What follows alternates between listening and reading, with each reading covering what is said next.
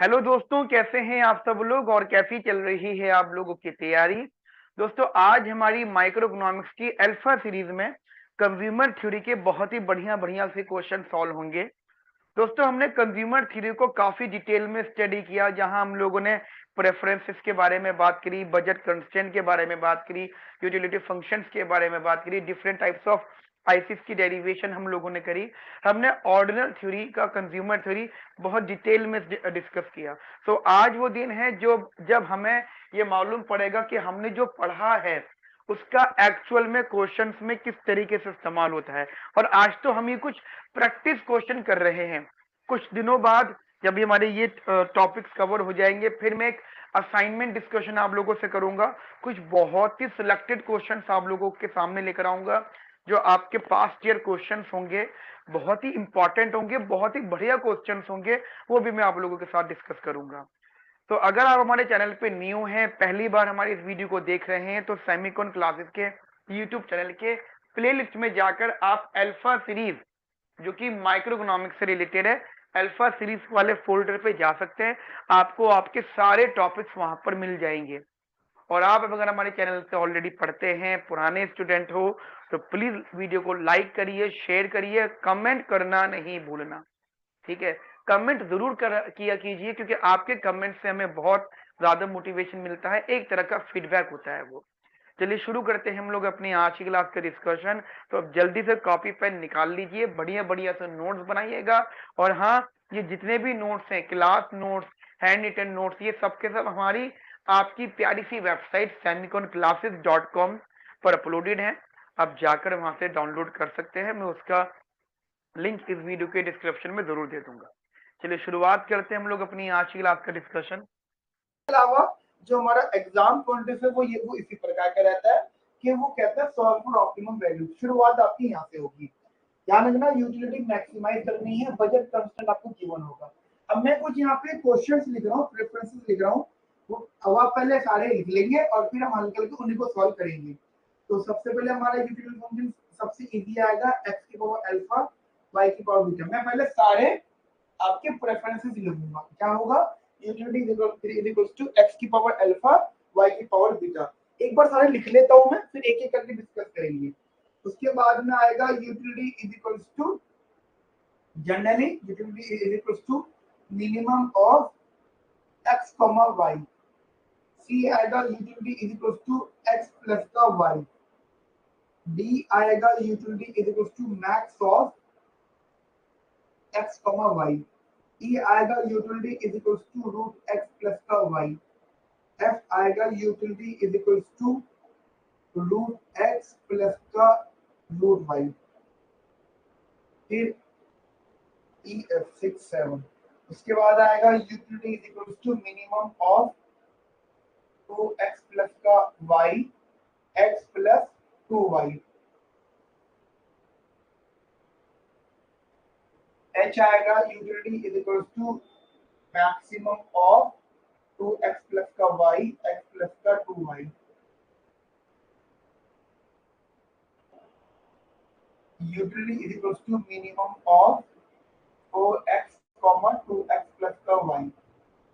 और ये सिखाऊंगा मैं आपको, घबराना नहीं है कि इधर इतना सॉरी। हाँ, पूरी माइक्रो इकोनॉमिक इजी में कवर हो जाएगी। फिर क्या होगा मैं आपको बता देता हूँ। मेरा ऑब्जेक्टिव ये रहेगा कि जितने भी मैं यहाँ पे लिखने वाला हूँ, इनको सॉल्व करने सिखा दूं मैं आपको। उसके बाद जो चीजें होंगी वो बहुत आसान हो जाएंगी। फिर ना कंसेप्ट होंगे। जैसे मैं आपको छोटा सा एग्जाम्पल दूं, छोटा सा एक एग्जाम्पल। क्या आपको कोई कार चलानी जैसे जैसे कार्स होती हैं, एक बताओ, जैसे कार के वेरिएशन होते रहते हैं, तो कार के चलाने की टेक्निक भी बदल जाती है। कुछ गियर वाली होती है, कुछ ऑटोमेटिक होती है। एक आपकी टेस्ला कार भी है, ठीक है। बहुत सारी कार होती है। फिर ट्रक की लाइन आ जाए, वो ड्राइविंग की बात कर रहा हूँ। तो सबसे आसान तरीका क्या होता है कि पहले इनिशियली मारुति 800 पे जो है कार चलानी सिखाते हैं। सीख गए आप कार चलानी। फिर उसके बाद में जब आप अपनी एक्चुअल चीजों पर आते हो, तो वहां पे बस आपको बताया जाता है कि ये ऐसे और ये ऐसे। अब एक टुक में समझ जाते हो, वही चीज मैं कर रहा हूँ उसके साथ। मैं आपको पहले यहाँ पे जितना दिमाग लगवाना होगा लगवाऊंगा। उसके बाद की चीजों में तो बस समझाऊंगा, बेटा यहाँ पे ऐसे करना और यहाँ पे ऐसे करना, ठीक है। ये मेरी टेक्निक रहेगी। utility is equals to minimum of 4y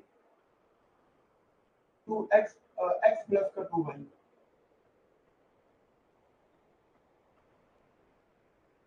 and utility is equals to xy plus का x plus का y l m n ठीक है। ये आएगा utility is equals to minimum of x, y plus maximum of x, y ठीक है।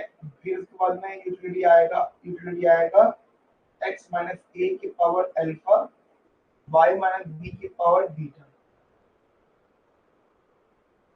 ठीक है। और चलिए n यहाँ पे आएगा, n हम यहाँ पे लिख लेते हैं। Utility is equals to minus x minus a का whole square y minus b का whole square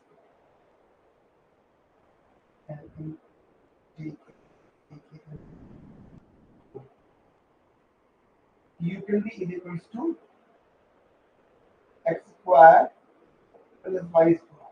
utility is equals to, मैं आपको बताता हूँ, यूटिलिटी गिवन है x ओवर y ठीक है। Utility is equals to y over x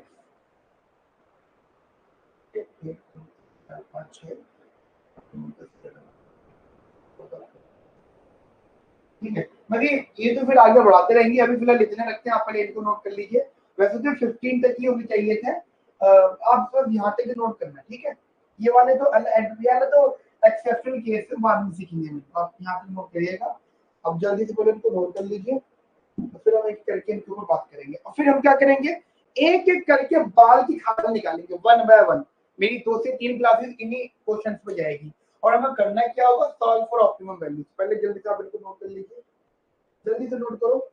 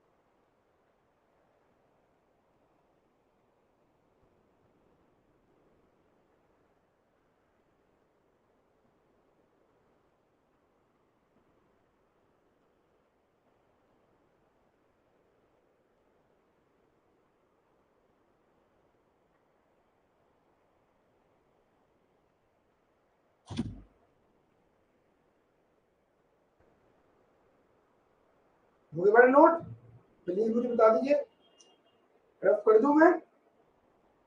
चलो मैं आपने यहाँ पे कर लिया होगा, मैं साइड में से यहाँ से रफ कर देता हूँ ये एरिया।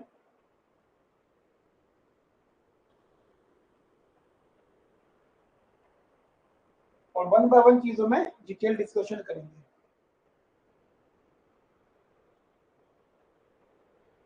हाँ जी,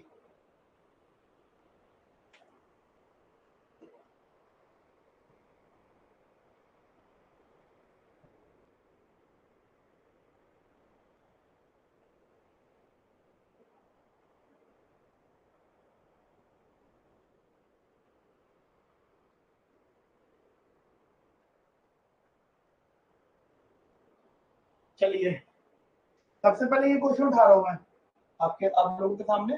सबसे पहले सब इनिशियल लेवल पे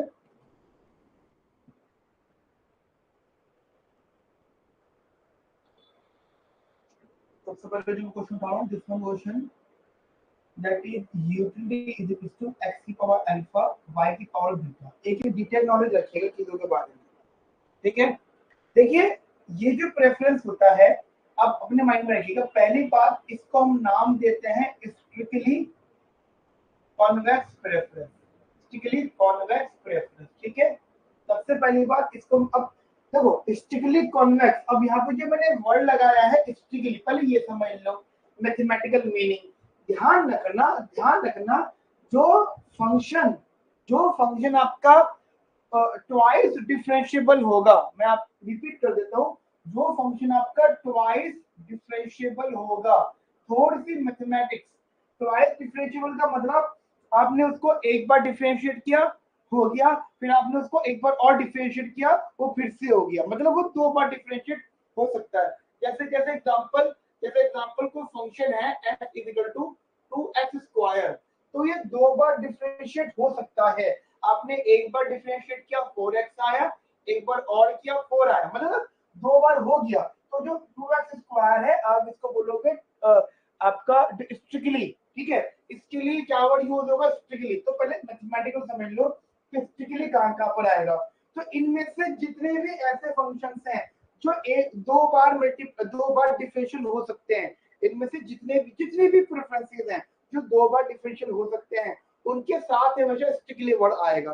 जैसे मैं आपको छोटा सा एग्जांपल दे रहा हूँ, ये वाला देखो, u equal to X square plus Y square, square है ना, आपने एक बार डिफरेंशिएट किया 2x आ गया, एक बार और किया 2y आ गया, यानी दो बार डिफरेंशिएट हो गया।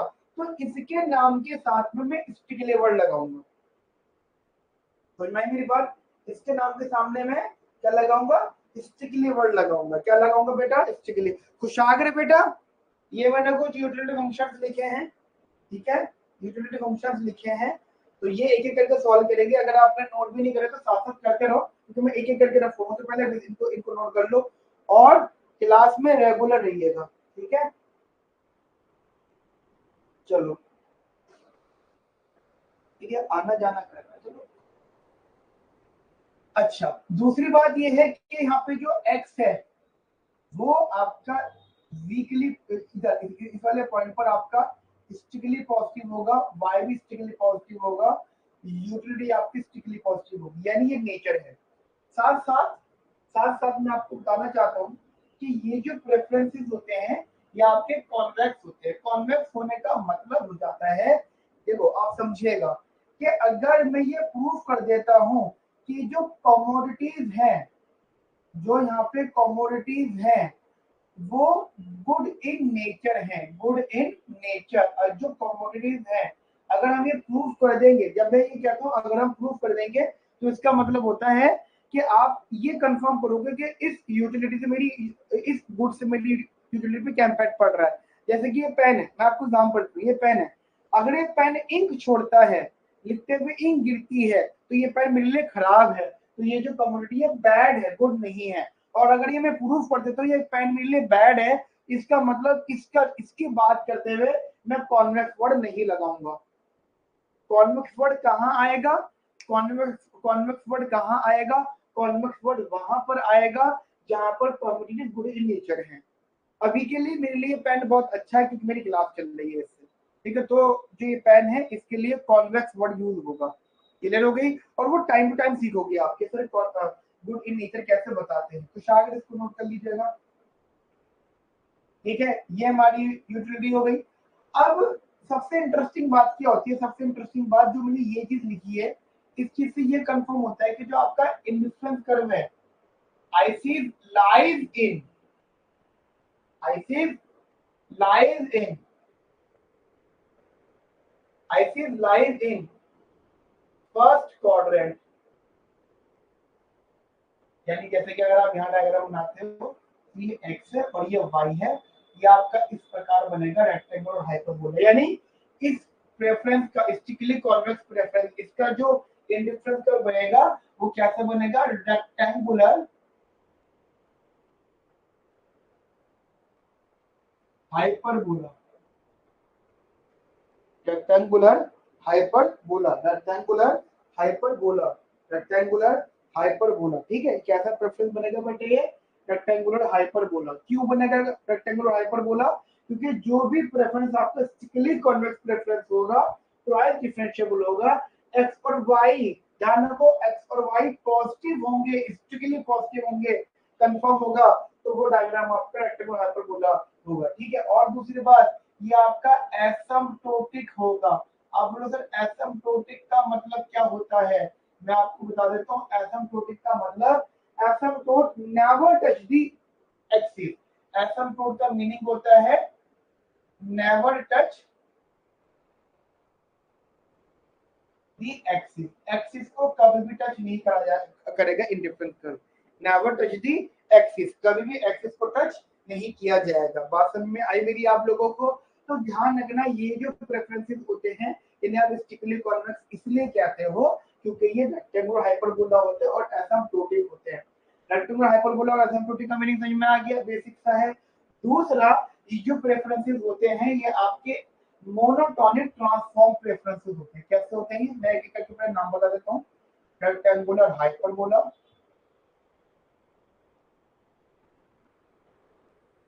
ठीक है, वो जो मैंने वहां लिखा है हाइपरबोला, आईसी, एसिम्प्टोटिक। एक एक बात सिखाऊंगा, ठीक है? कुछ आगे बढ़ा, आगे जल्दी नोट करते जाओ। उसके बाद में जो हमारे बेसिकली ये जो आईसीज होते हैं इन्हें हम कहते हैं वेल बिहेव, ठीक है? ये जो आईसीज होते हैं journal well behave. Well behave की खास बात क्या होती है आप सुनिएगा। देखिए, पावर है अल्फा और बीटा, एक्स की पावर अल्फा, वाई की पावर बीटा। अगर अल्फा प्लस बीटा का सम एक से ज्यादा होगा तो आप उसे नाम दोगे वेल बिहेव। अगर अल्फा प्लस बीटा का सम एक से ज्यादा होगा तो आप उसे नाम दोगे वेल बिहेव। क्या नाम दोगे उसे आप? वेल बिहेव, ठीक है? क्या नाम दोगे आप उसे बेटा? Well behave. अच्छा, एक बात और बेटा, ये सेजल बेटा, सेजल आप मेरी आवाज सुन पा रहे होंगे? सेजल अभी तो चलो कोई बात नहीं, मुझे क्वेश्चन पता है कौन कौन से करवाने हैं। जो मैंने ये जो प्रेफरेंसेस लिखी है ना इनकी मुझे फोटो क्लिक करके भेज देना, ठीक है? अभी नहीं, क्लास के बाद, ठीक है सेजल बेटा? बस इसकी फोटो क्लिक करके भेज देना मुझे, वो इसलिए क्योंकि वो एक सीक्वेंस रहे। और अभी इसमें क्वेश्चंस और होंगे, ये 15 लिखे मैंने, ये दो 17 हो गए और 3 और आएंगे, अभी वो बाद में आएंगे इसलिए मैं पिक्चर मंगवा रहा हूँ। उसके बाद में इसी ही कॉब डगलस कहते हो, लेकिन उसकी शर्त क्या होती है? जो अल्फा प्लस बीटा होता है ये लेस देन और इक्वल टू 1 होता है। इसे ही आप लोग कॉब डगलस बोलते हो, लेकिन शर्त क्या होती है कि इसी का sum alpha plus beta less than और इक्वल टू 1 होता है। मतलब एक ही यूटिलिटी फंक्शन है, उसके दो नाम हो सकते हैं, ठीक है? उसके दो नाम हो सकते हैं, उसके दो नाम हो सकते हैं। अच्छा, आगे बात करते हैं। देखो, जब भी हम इसको सॉल्व करते हैं तो ध्यान रखना बेटा, ध्यान रखना जो इसके ऑप्टिमम वैल्यूज होती है इसका बेटा हमेशा इंटीरियर सॉल्यूशन होता है। कैसा सॉल्यूशन होता है? इंटीरियर सॉल्यूशन होता है इसका। कैसे पता चला इंटीरियर सॉल्यूशन होता है? क्योंकि ये इसका प्रेफरेंस है, ये आपको याद करनी है। इसकी एक नेसेसरी कंडीशन होती है। वो क्या होती है नेसेसरी कंडीशन? वो होती है MRS is equal to price ratio. क्या होती है नेसेसरी कंडीशन? क्या होती है बेटा necessary condition? MRS is equal to price ratio. MRS is equal to price ratio. ये जो मैंने MRS लिखा है इसे हम कहते हैं स्लोप ऑफ इंडिफरेंस कर्व, और जो मैंने प्राइस रेशियो लिखा है इसे हम कहते हैं स्लोप ऑफ बजट लाइन, ठीक है? इसे हम कहते हैं स्लोप ऑफ बजट लाइन। क्या नाम देते हैं हम लोग? Slope of budget line. अच्छा, इसी चीज को ही slope of IC and slope of budget line, इसी चीज को हम लोग यहाँ पे बोल देते हैं इसकी टेंजेंसी कंडीशन। इसी चीज को बोलते हैं, लिख देता हूँ अलग से। This is also known as tangency condition, tangency also known as tangency condition. अच्छा, इतनी सब जब बातें प्रूफ हो गई, देखिए दो बातें सबसे इंपॉर्टेंट थी प्रूफ होनी। कौन कौन सी? मैं रिपीट कर देता हूँ, दो बातें प्रूफ होनी सबसे इंपॉर्टेंट थी। देखो, एक तो ये जो प्रेफरेंस है वो मैं यहाँ पे लिख रहा हूँ, प्रेफरेंस इज आवर स्ट्रिक्टली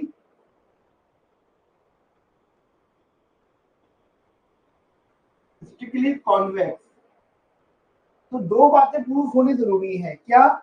एक तो हमारा जो प्रेफरेंस है वो स्ट्रिक्टली कॉन्वेक्स होना चाहिए, कॉमोडेट गुड इन नेचर होनी चाहिए, सॉल्यूशन इंटीरियर होना चाहिए। अगर ये तीनों बातें सॉर्ट आउट हो गई then we can use then we can use Lagrange multiplier, Lagrange multiplier. अब काफी लोगों ने लेग्रांज मल्टीप्लायर का नाम नहीं सुना होगा। लेग्रांज मल्टीप्लायर जो है एक तरह का मेथड होता है चीजों को सॉल्व करने का, और वो कौन सी चीजें हैं, जब अगर हमारा कभी भी ऑब्जेक्टिव होगा टू मैक्सिमाइज द यूटिलिटी और टू मिनिमाइज द एक्सपेंडिचर, वो सब सिखाऊंगा मैं आपको। लेग्रांज मल्टीप्लायर यूज होगा, लेग्रांज मल्टीप्लायर यूज होने की सिचुएशंस क्या क्या होती हैं, कंडीशंस क्या क्या रहती हैं। एक तो आपको ये अंडरस्टूड होना चाहिए कि कब कमोडिटीज गुड इन नेचर, जब आप पढ़ोगे अभी तो मैं 20 प्रेफरेंस आपको सिखा दूंगा, इससे ज्यादा तो पेपर में आएंगे ही नहीं, मतलब ये मैक्सिमम है जितना मैं आपको सिखा दूंगा, ठीक है। तो आपको एक आइडिया लग जाएगा, अच्छा अच्छा ये प्रेफरेंस है, ये कमोडिटी का नेचर होता है, ठीक है। तो आपको आइडिया लग जाएगा। दूसरा, अगर आप ये प्रूफ कर देते हो कि सर स्टिकली कॉन्वेक्स है, अब स्टिकली कॉन्वेक्स तो बेटा आपको प्रेफरेंस को देख के समझना पड़ेगा यार। 20 क्वेश्चन पढ़े हम करेंगे तो कुछ तो सीखोगे। ऐसा तो है नहीं कि सर 20 के बाद फिर हमें नहीं पता क्या करना है, नहीं, ऐसा नहीं है। वो कुछ अलग क्वेश्चन में होता है, इंटीग्रेशन में होता है, वो प्रोबेबिलिटी में होता है, पर यहाँ पे नहीं होगा, आप एक बारी में चीजें सीख जाओगे। उसके बाद में अगर आप ये प्रूफ कर दोगे इंटीग्रल सॉल्यूशन, तो आप लेग्रांज मल्टीप्लायर यूज कर दोगे। क्यों? क्योंकि जब आप इंटीग्रल सॉल्यूशन करते हो तो by using Lagrange multiplier you will get this condition, मतलब ये जो कंडीशन आती है वो लेग्रांज मल्टीप्लायर को यूज करने के बाद ही आती है, ठीक है। तो हम सॉल्व करें, मैं सॉल्व करता हूं। चलिए अब जानना, ये तो मैंने पहले क्वेश्चन की बातें लिख दी थी। आगे के जो क्वेश्चंस रहेंगे अगर उनको मैंने स्टिकली कॉन्वेक्स नाम बोल दिया तो ये सारी बातें उस पर सेटिस्फाई होंगी, और अगर मैंने वहां पे स्टिकली कॉन्वेक्स नहीं बोला तो फिर चीजें बदल जाएगी थोड़ी थोड़ी। मैं बताता जाऊंगा साथ साथ, हर क्वेश्चन की अपनी इंपॉर्टेंस है। तो अब जो हमारी यूटिलिटी है वो दे रखी है एक्स की पावर अल्फा वाई की पावर बीटा, और जो बजट कंस्ट्रेंट है वो है P1x प्लस का P2y इज लेस देन और इक्वल टू n, ठीक है। तो ये मेरा बजट कंस्ट्रेंट है और ये मेरी यहाँ पे यूटिलिटी है, गॉट इट। चलिए सॉल्व करना स्टार्ट करें। देखिए लेग्रांज बेसिकली कहता है क्या है, maximise the utility subject to budget constraint,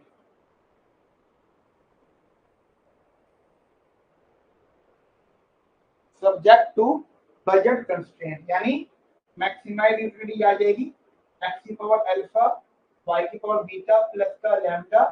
अब देखो लिखने का तरीका, लैम्डा यहाँ पर आ गया तो यहाँ पे आ जाएगा m माइनस, ठीक है, m माइनस P1x माइनस का P2y। अच्छा अब मैं एक दो बातें आपको क्लियर करना चाहता हूँ। काफी सारे स्टूडेंट्स ऐसे होते हैं हमारे पास भी ज्वाइन करते हैं, काफी सारे लोग के मैथमेटिकल बैकग्राउंड नहीं होता। अच्छा एक बात तो दिमाग में रखो यार, मैं सबसे कहना चाहता हूँ, मैथमेटिकल बैकग्राउंड हमारा नहीं है, इस सेंटेंस की कोई वैल्यू नहीं है। ये कहना कि हमारा मैथमेटिकल बैकग्राउंड नहीं है, हमें चीजें देर से समझ में आती है, नहीं, इसका इस स्टेटमेंट की कोई वैल्यू नहीं है। क्यों? जिनका मैथमेटिकल बैकग्राउंड है, सच बताना, जितने लोग मैथमेटिकल बैकग्राउंड का मतलब क्या होता है, मैथमेटिकल बैकग्राउंड का मतलब होता है कि 11th में सीखी है, तो ये मानते हो जिन्होंने पढ़ रखी है, सच बताना, जैसे मैंने पढ़ रखी है, आपने पढ़ रखी है, तो ये चीज आपने कभी 11th में देखी थी? और जिस तरीके से मैं कराने वाला हूँ, ये जिस तरीके से मैं लेकर कभी 11th में देखा था, ये जो चीज आपने मान लीजिए आपको पता ही नहीं कि 11th में आपने मैथ्स नहीं पढ़ी हुई, तो उसमें सिलेबस ही क्या था, तो अभी कैसे कह सकते हो कि हमने वो नहीं पढ़ रहा तो मतलब कुछ वीक है? नहीं, वो बस एक डर होता है, एक डर हो जाता है, ठीक है। हाँ, तो एक ना डर होता है कि यार मैंने वो चीज नहीं करी हुई। और ध्यान रखना, वो कहते हैं ना, एक मूवी थी, आई थिंक डरना डरना मना है ना, डरना मना है, डरना जरूरी है, आई थिंक डरना जरूरी है, वो जो एक मूवी भूत की है ना, अच्छी है, डरना जरूरी है, डरना मना सीक्वल। उसमें सबसे स्टार्टिंग में सीक्वल एक स्टार्टिंग में वो दिखाते हैं, सेम है ना, वो एक मोटे से होते हैं, मतलब उनका नाम नहीं पता मुझे, भाटी भाटी जी बोलते हैं उनको, ठीक है। वो मूवी देखने जाते हैं, तो जब वो जा रहे होते हैं तो उनकी दादी या उनकी मम्मी जो भी होती है उनके दिमाग में बिठा देती है कि कब्रिस्तान से मत आना, वहां पर भूत होता है, कब्रिस्तान से मत आना, वहां पर भूत होता है। ठीक है यार, हाँ छोड़ो, मुझे बताया, मतलब मजे लेके चले जाते हैं, वो मूवी देखते हैं जो भी है। फिर मूवी वाला उसको चिल्लड़ देता है, कोई सिक्के देता है, ठीक है, वो जो भी खाने पीने की चीज हो रही थी सिक्के वगैरह देता है, वो ठीक हो जाता है। वो आते में कब्रिस्तान से आ रहा होता है, तो कब्रिस्तान से आते जैसे चलते तो छन छन की आवाज आती है, वो घबरा जाता है। क्यों? क्योंकि उसके दिमाग में पहले से डाल दिया जाता है कि वहां पे चुड़ैल है या वहां पे भूत है या वहां पे वटएवर, कब्रिस्तान की साइड से आ रहे हो, छन छन छन आती है। फिर थोड़ी देर में उसको लगता है कि उसको किसी ने पकड़ लिया है, ठीक है, थोड़ी देर में उसको लगता है उसको किसी ने पकड़ लिया और उसका हार्ट अटैक आ जाता है। वो जब वो मर रहा होता है तो वो मुड़ के देखता है कि पीछे की लकड़ी, पेड़ की लकड़ी होती है, वो उसकी टी शर्ट पे अटकी हुई होती है।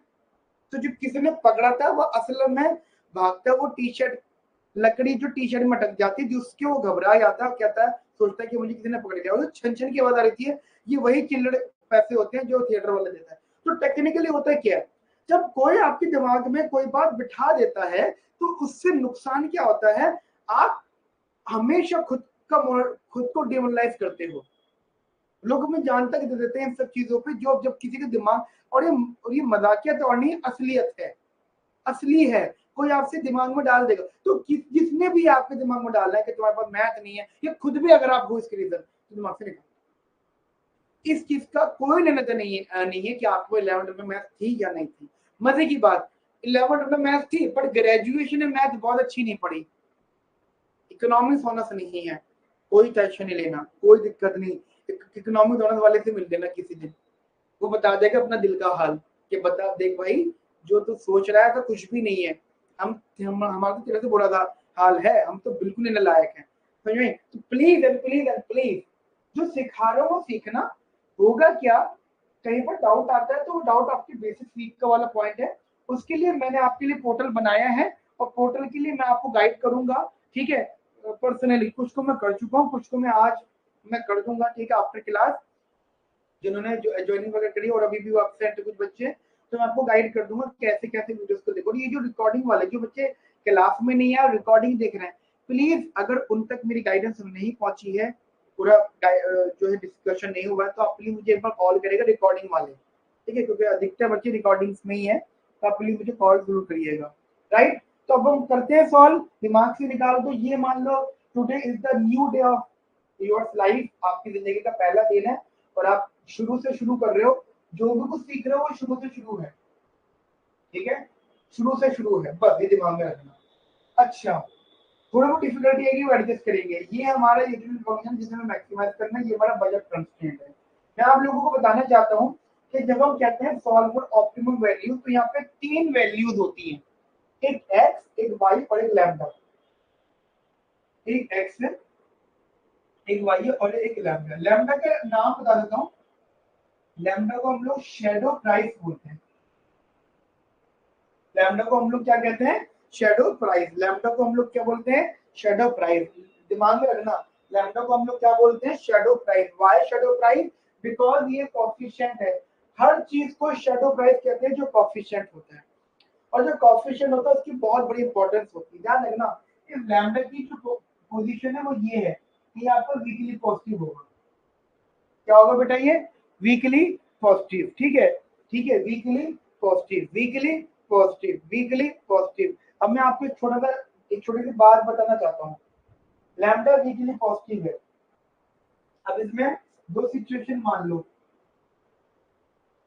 दो सिचुएशन मान लो, एक तो लैम्डा स्टिकली पॉजिटिव है, अगर लैम्डा स्टिकली पॉजिटिव है, जो यहाँ भी मुझे इधर भी दिख रहा है, अगर ये पॉजिटिव है तो ये पूरी स्टेटमेंट वैलिड होगी, मतलब अगर ये पॉजिटिव है तो पॉजिटिव वैल्यू मल्टीप्लाई किसी दूसरी वैल्यू से हो रही है तो ये वैलिड होगा। तो अगर ये लैम्डा पॉजिटिव है तो इसे हम बोलेंगे कंस्ट्रेंट, कंस्ट्रेंट मतलब कि किसी चीज को मैक्सिमाइज कर रहे हैं विद गिवन बजट लाइन। आप बोलोगे ना हाँ ये तो ठीक है, सीधी सी बात है, नहीं है। अब देखो जो मैं इसको दूसरा करने वाला हूँ उससे आप समझोगे, लैम्डा जीरो तो हो सकता है कि इसकी प्रॉपर्टी होती है कि लैम्डा वीकली पॉजिटिव है तो वो स्टिकली पॉजिटिव और इक्वल्स टू जीरो। एक बात बताओ मुझे फ्रेंड्स, अगर मैं यहाँ पे लैम्डा को जीरो रख देता हूँ, क्योंकि लैम्डा की प्रॉपर्टी जीरो भी हो सकती है, तो जीरो हो गया, तो जीरो की मल्टीप्लाई किसी भी चीज से करूंगा तो वो वैल्यू क्या बन जाएगी, बताओ, किसी भी चीज की मल्टीप्लाई अगर जीरो से होगी तो वो पूरी स्टेटमेंट क्या बन जाएगी, जीरो। इसका मतलब जो Lagrange is equal to only X की पावर अल्फा वाई की power beta, there is no any subject to budget constant, क्योंकि था लेकिन वो लैम्डा 0 हो गया। एक बात बताओ, छोटी सी, एक छोटा बच्चा है, ठीक है, 3 साल का बच्चा, 4 साल का बच्चा, अपने पेरेंट्स के साथ में मार्केट में जा रहा है, जैसे मॉल्स में जा रहा है, बाजार में जा रहा है, और उसे अपनी काम की चीज दिख गई, खिलौना वगैरह, तो क्या करेगा वो?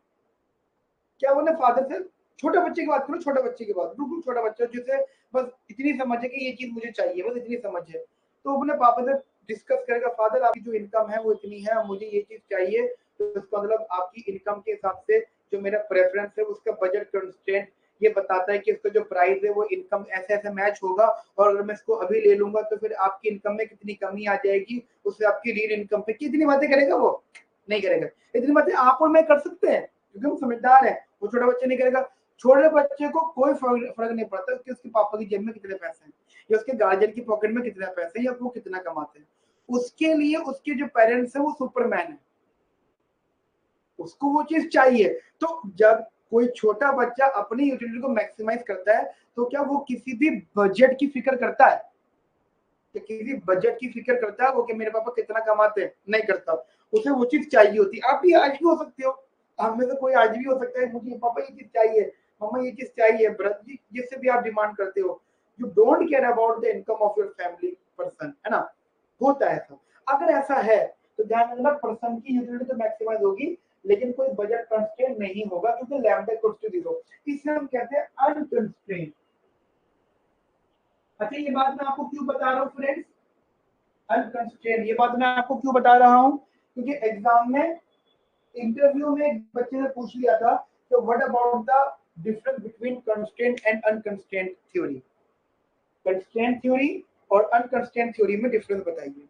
मैं रिपीट कर रहा हूँ, constraint theory and unconstrained theory में डिफरेंस बताइए। तो सबसे आसान डिफरेंस, वैसे तो गाइस डिफरेंस के नाम पे इनके ऊपर कई सारी बुक्स लिखी हुई है, ऐसा तो फिर डिफरेंस तो बहुत बड़े बड़े डिफरेंस है, हलवा सा डिफरेंस कि भैया यहाँ पे जो शेडो प्राइस होता है 0 होता है और यहाँ पे जो शेडो प्राइस होता है पॉजिटिव होता है। एक छोटा सा एग्जांपल ले लूं, मैं एग्जांपल ले लूं, डेवलप अंडर डेवलपिंग कंट्रीज के जितने भी लेग्रांज मल्टीप्लायर होते हैं, ये लेग्रांज मल्टीप्लायर हर किसी का हो सकता है, जितने भी अंडर डेवलप कंट्रीज हैं, गरीब countries, under developing country, sorry under developing countries है, वो कंट्रीज जहाँ पे सरकार ही सब कुछ करती है, गवर्नमेंट इन लोगों की यूटिलिटी को मैक्सिमाइज करती हैं। एक बात बताओ, छोटी सी चीज पूछ रहा हूँ, दिल्ली में बिजली फ्री है?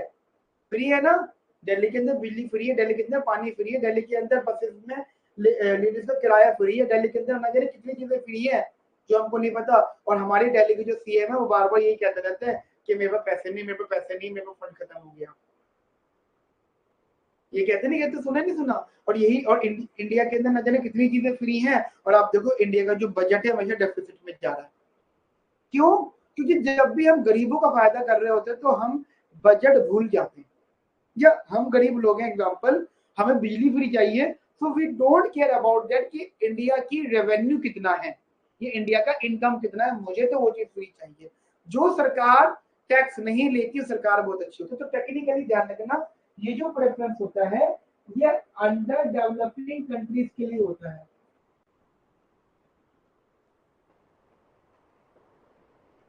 ठीक है, अंडर डेवलपिंग कंट्रीज के लिए, और ये डेवलप्ड कंट्री के लिए। मेरी बात समझ में आ गई? यहाँ तक चलिए आगे बात करते हैं। हमने ये सारा रफ कर रहा हूँ बेटा, ये सारा क्योंकि फिर ये मुझे यहाँ से शुरुआत करनी है। ठीक है, बोर्ड पूरा यूज कर लिया मैंने, कोई जगह नहीं छोड़ी बोर्ड पर। ठीक है, चलिए अब मैं ये सारा रफ कर रहा हूँ, किसी को ये नोट तो नहीं करना। 1 मिनट का समय दे रहा हूँ मैं आपको छापने के लिए इसको। तो अब मेरी रिक्वेस्ट है, देखिए जितनी मेहनत से मैं पढ़ा रहा हूँ आप भी जितनी मेहनत से पढ़ रहे हैं, टाइम दे रहे हैं, ठीक है, तो जितनी 2 घंटे की क्लास है, ठीक है, 1.5 पौने 2 घंटे तक की चलेगी, 4 बजे तक, और वो क्लास में ही रहना, आना जाना नहीं कहीं पर भी। ठीक है,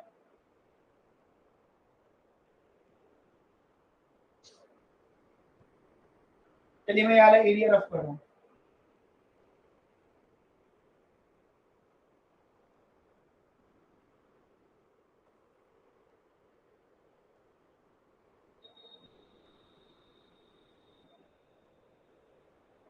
चलिए देखिएगा अगर ध्यान से, तो मैंने यहाँ पर रखा Lagrange is equal to X power alpha Y की पावर बीटा प्लस का लैम्डा एन माइनस का पी वन एक्स माइनस का p2y, ठीक है। Lagrange is equal to x की पावर अल्फा y की power beta, Lagrange is equal to x की power alpha y की power beta plus lambda bracket l minus का p1x minus का p2y, ठीक है। ये मैंने जनरली प्रेफरेंस यहाँ पे रखा। तो अब देखिए मेरे पास जो वेरिएबल्स है वो कौन कौन से, x y और लैम्डा, तीन वेरिएबल्स है। तो मैं तीनों के रिस्पेक्ट में इसको डिफरेंशिएट करूंगा। तो सबसे पहले मैंने इसको डिफरेंशिएट किया x की रिस्पेक्ट में। अब देखो मैं ये मानता हूँ कि आप लोग भूल चुके हो, मैं उसी पैटर्न पे पढ़ाता हूँ, आप भूल चुके हो तो मैं आपको बता देता हूँ कि x की पावर n का जो डेरिवेटिव होता है, मतलब अगर आपको करना हो डेरिवेटिव x की पावर n को x की रिस्पेक्ट में, तो n आगे आ जाएगा और x की पावर n माइनस वन हो जाएगा। क्या बोला मैंने, मैं फिर रिपीट कर रहा हूँ, अगर आपको x की पावर n का डेरिवेटिव करना है तो n आगे आ जाएगा और x की पावर n माइनस वन हो जाएगा। मैं फिर रिपीट कर रहा हूँ,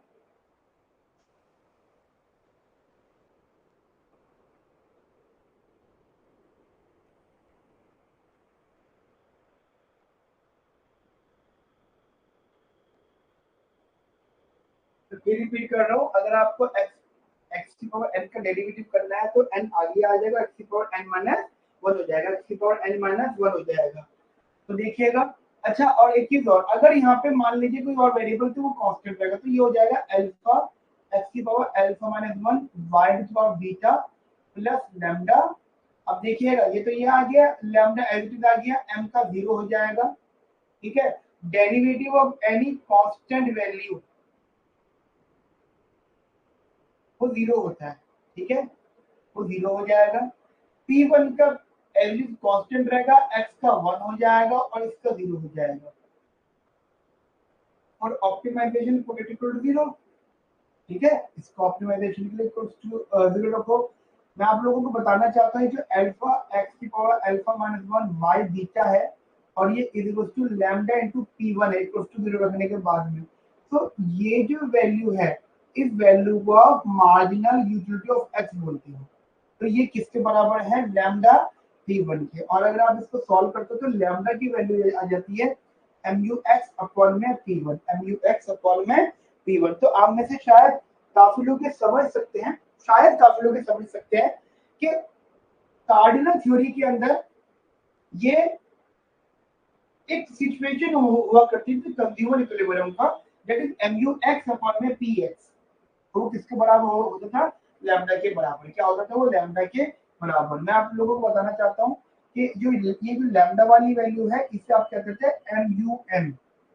ये वो पता है कि चीजें वही हैं, ठीक है, चीजें वही हैं, कार्डिनल ऑर्डिनल मिक्सचर है, बस क्या है नाम बदल गया दोनों के। तो ये इक्वेशन नंबर वन, मतलब आप इसको ऐसे लिख लो, lambda is equal to alpha x alpha minus one y beta upon में p1। So this is equation number one, ठीक है, this is equation number one. अब डिफरेंशिएट करो इसको, मैंने x में किया, अब मैं इसे डिफरेंशिएट करूंगा y में।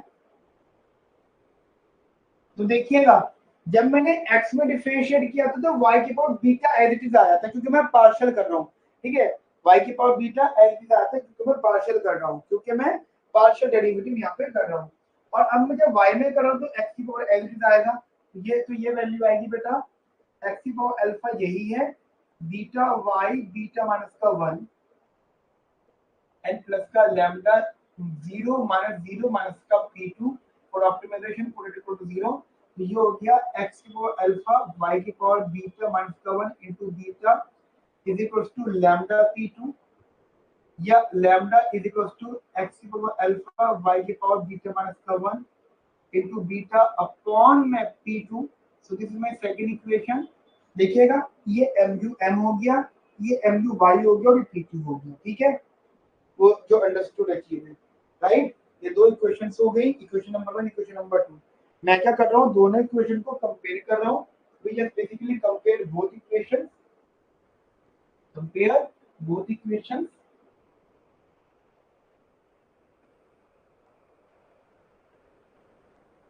तो ये दोनों इक्वेशंस को मैंने कंपेयर कर दोगे, क्या आएगा यहाँ पर,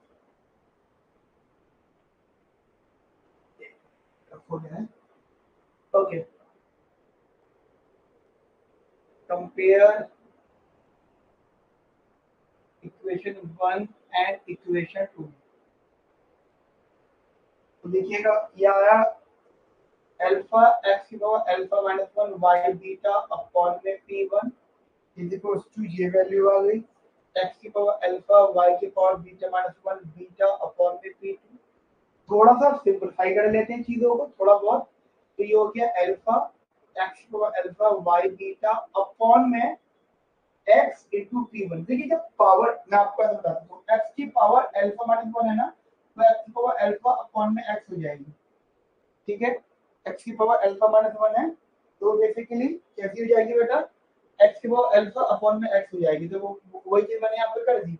सिमिलरली बीटा ये रहा, x की पावर अल्फा ये रहा, y की पावर बीटा ये रहा, और बीटा माइनस 1 तो ये y इंटू p2 हो गया। अब देखो ये वैल्यू से ये वैल्यू गई, थोड़ा बहुत सिंपलीफाई अगर हम इसको कर लेते हैं, ये बना आपका अल्फा अपॉन में बीटा y अपॉन में x is equal to p1 by p2।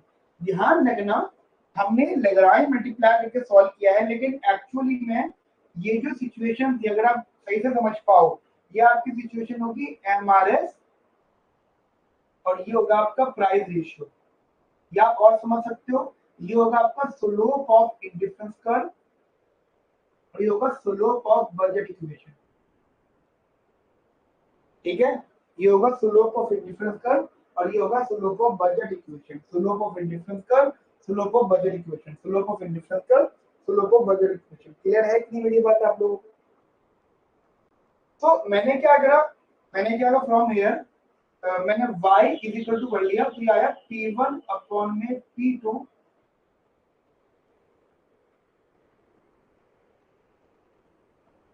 p1 upon में p2 into beta x upon में अल्फा, ठीक है। बेटा इसको नोट करिए जल्दी से, आप इसको नोट करिए।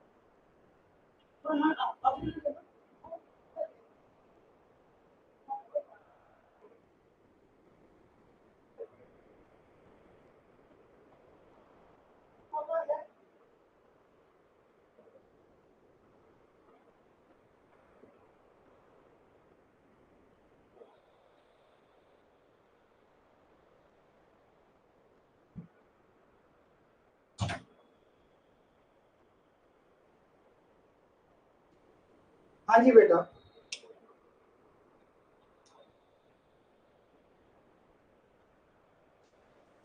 ठीक है बेटा, तो ये आपकी इक्वेशन नंबर सेकंड आ गई, ये आपकी इक्वेशन नंबर सेकंड आ गई हमारी, ठीक है। या थर्ड इक्वेशन आ गई। अब मैंने क्या बोला था कि हमारे पास में तीन वेरिएबल्स थे, एक था x, एक था y और एक था लैम्डा। तो मैंने x में कर लिया, y में कर लिया, हमने कहा इसको डिफरेंशिएट लैम्डा के रिस्पेक्ट में। तो देखिएगा यहाँ सिर्फ xy है, ठीक है। ये जो अगर आपको नहीं दिख रहा है मैं आपको ऐसे दिखा देता हूँ, ये शेड पड़ रहा है इसके ऊपर, ये x की पावर अल्फा y की पावर बीटा प्लस का लैम्डा n माइनस का ये। तो यहाँ पे जो इक्वेशन आ जाएगी दैट इज 0 प्लस का लैम्डा का 1 हो जाएगा और m माइनस का p1 x माइनस का p2 y।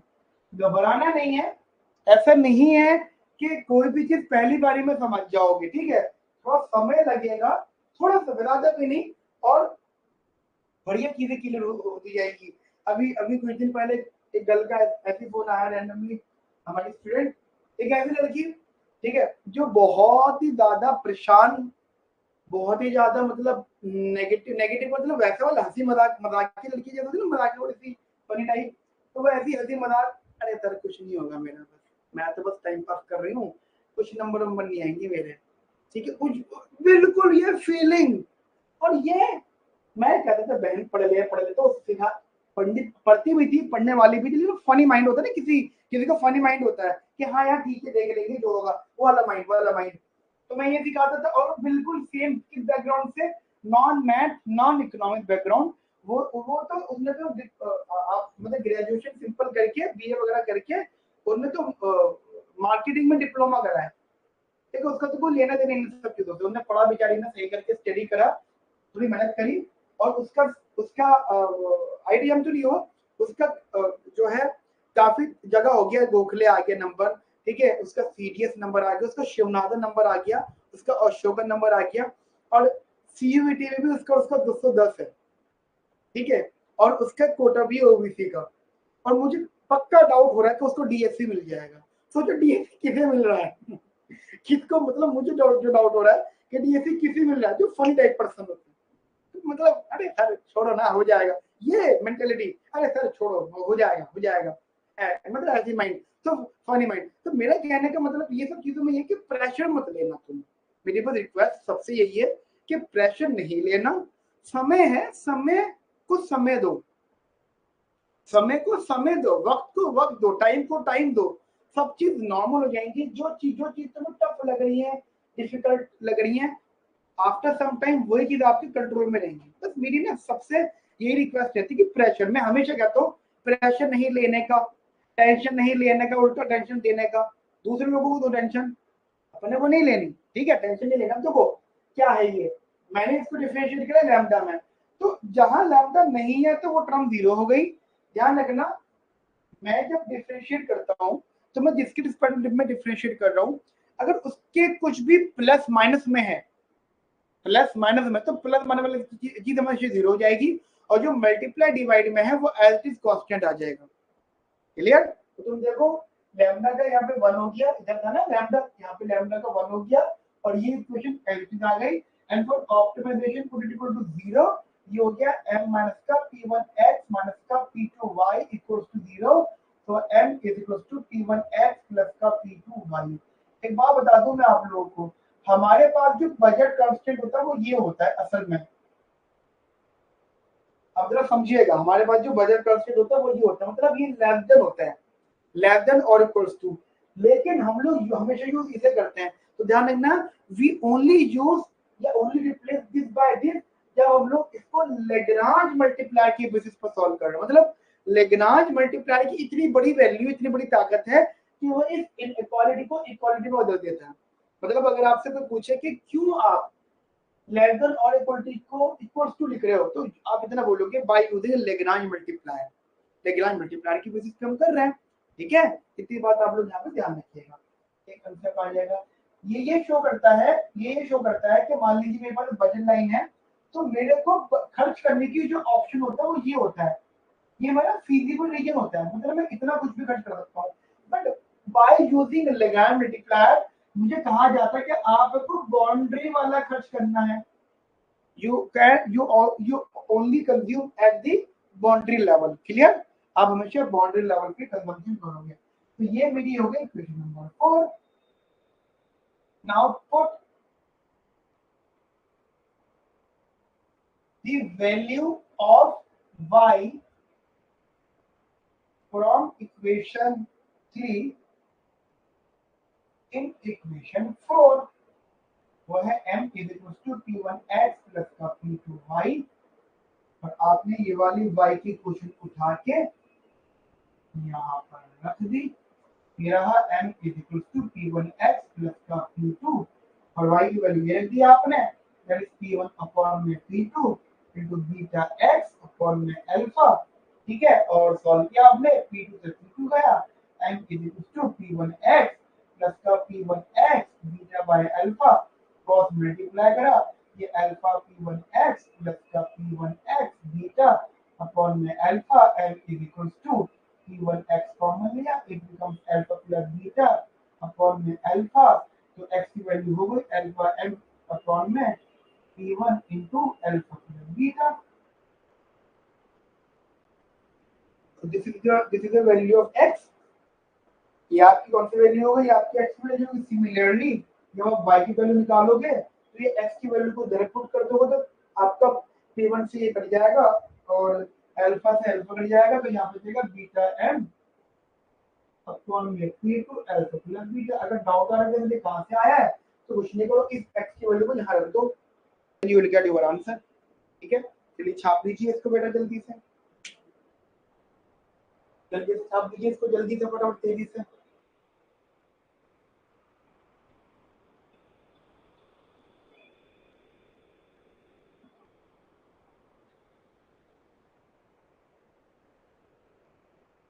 समय को भी सही होने में समय लगता है, तो देना चाहिए आपको समय। अगर कुछ ऐसा है आपकी जिंदगी में जो आपको नापसंद है, आप कहते हो सर अच्छा नहीं हो रहा, जिंदगी में थोड़ा सा स्ट्रगल है, तो समय है, उसे समय दो, समय चला जाएगा। एक बार राजा अकबर ने बोला बीरबल से, ठीक है भैया, किसी राजा ने अपने वजीर से बोला या किसी बहुत बड़े विद्वान से बोला, यार कुछ ऐसी लाइन लिखो हमारे, मतलब बिल्कुल एंट्री हमारे दरबार में मेन जगह पर जहाँ पे सबकी नजरें जाएं, जो दुख में देखे तो खुश हो जाए, खुशी में देखे तो दुख हो जाए।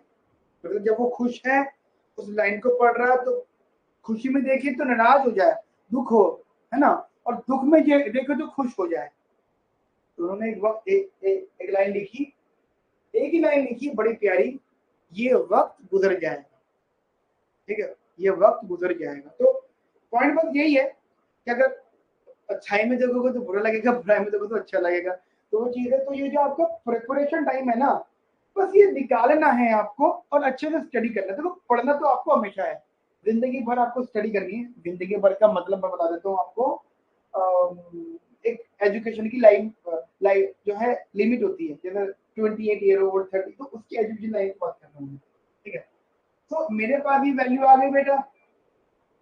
अब मैं यहाँ पे इसको लिख लेता हूँ, एक्स की वैल्यू, वाई की value, x is equal to alpha m upon में alpha plus beta P1, y is equal to beta m upon में अल्फा प्लस बीटा P2। ठीक है, तो ये वैल्यूज है, ध्यान रखना ये वैल्यूज है जो x और y की वैल्यू, मैं रिपीट कर रहा हूँ, प्राइसेस और इनकम का फंक्शन होगी, या y की वैल्यू प्राइसेस और इनकम का फंक्शन होगी।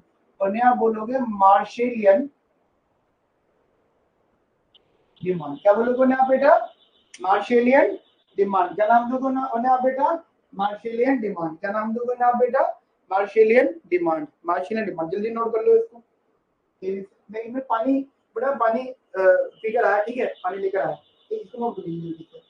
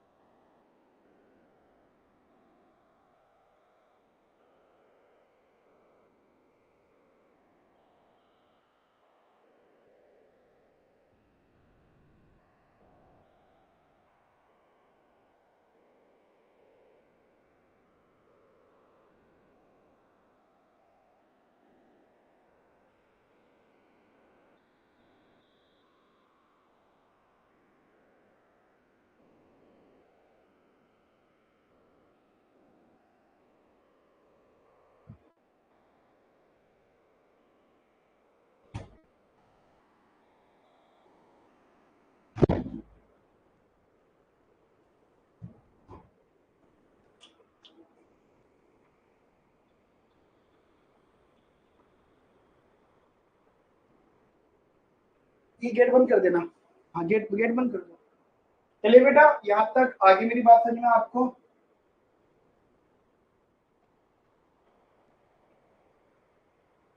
आगे बात करता हूँ मैं आप लोगों से। देखिए मैं हमारा एक यहाँ पे जैसे मार्शिलियन सॉल्व हो गया। देखिए हमने पूरा का पूरा क्वेश्चन सॉल्व कर लिया। तो अगर मैं आपसे आपके डायग्राम टेबल की बात करता हूँ इधर, तो ये हो गया x, ये हो गया y, and this is your budget constraint, budget line, और ये हमारा इंडिफरेंस कर्व। जहां पे ये कट हुआ that is x and that is y। ठीक है, अब एक चीज समझिएगा, पहले आप इसको समझ लीजिए। अब एक बार बताओ गाइस मुझे, ये m और m का फंक्शन है। अगर इनकम बढ़ती है, अगर इनकम बढ़ती है, अगर इनकम इंक्रीज होती है, तो इनकम बढ़ने पर बजट लाइन क्या होगी? Budget line shift upward. Budget line क्या होगी? अपवर्ड शिफ्ट होगी, यानी ये भी। ठीक है, बजट लाइन कैसी होगी? Shift upward, budget line shift to upward.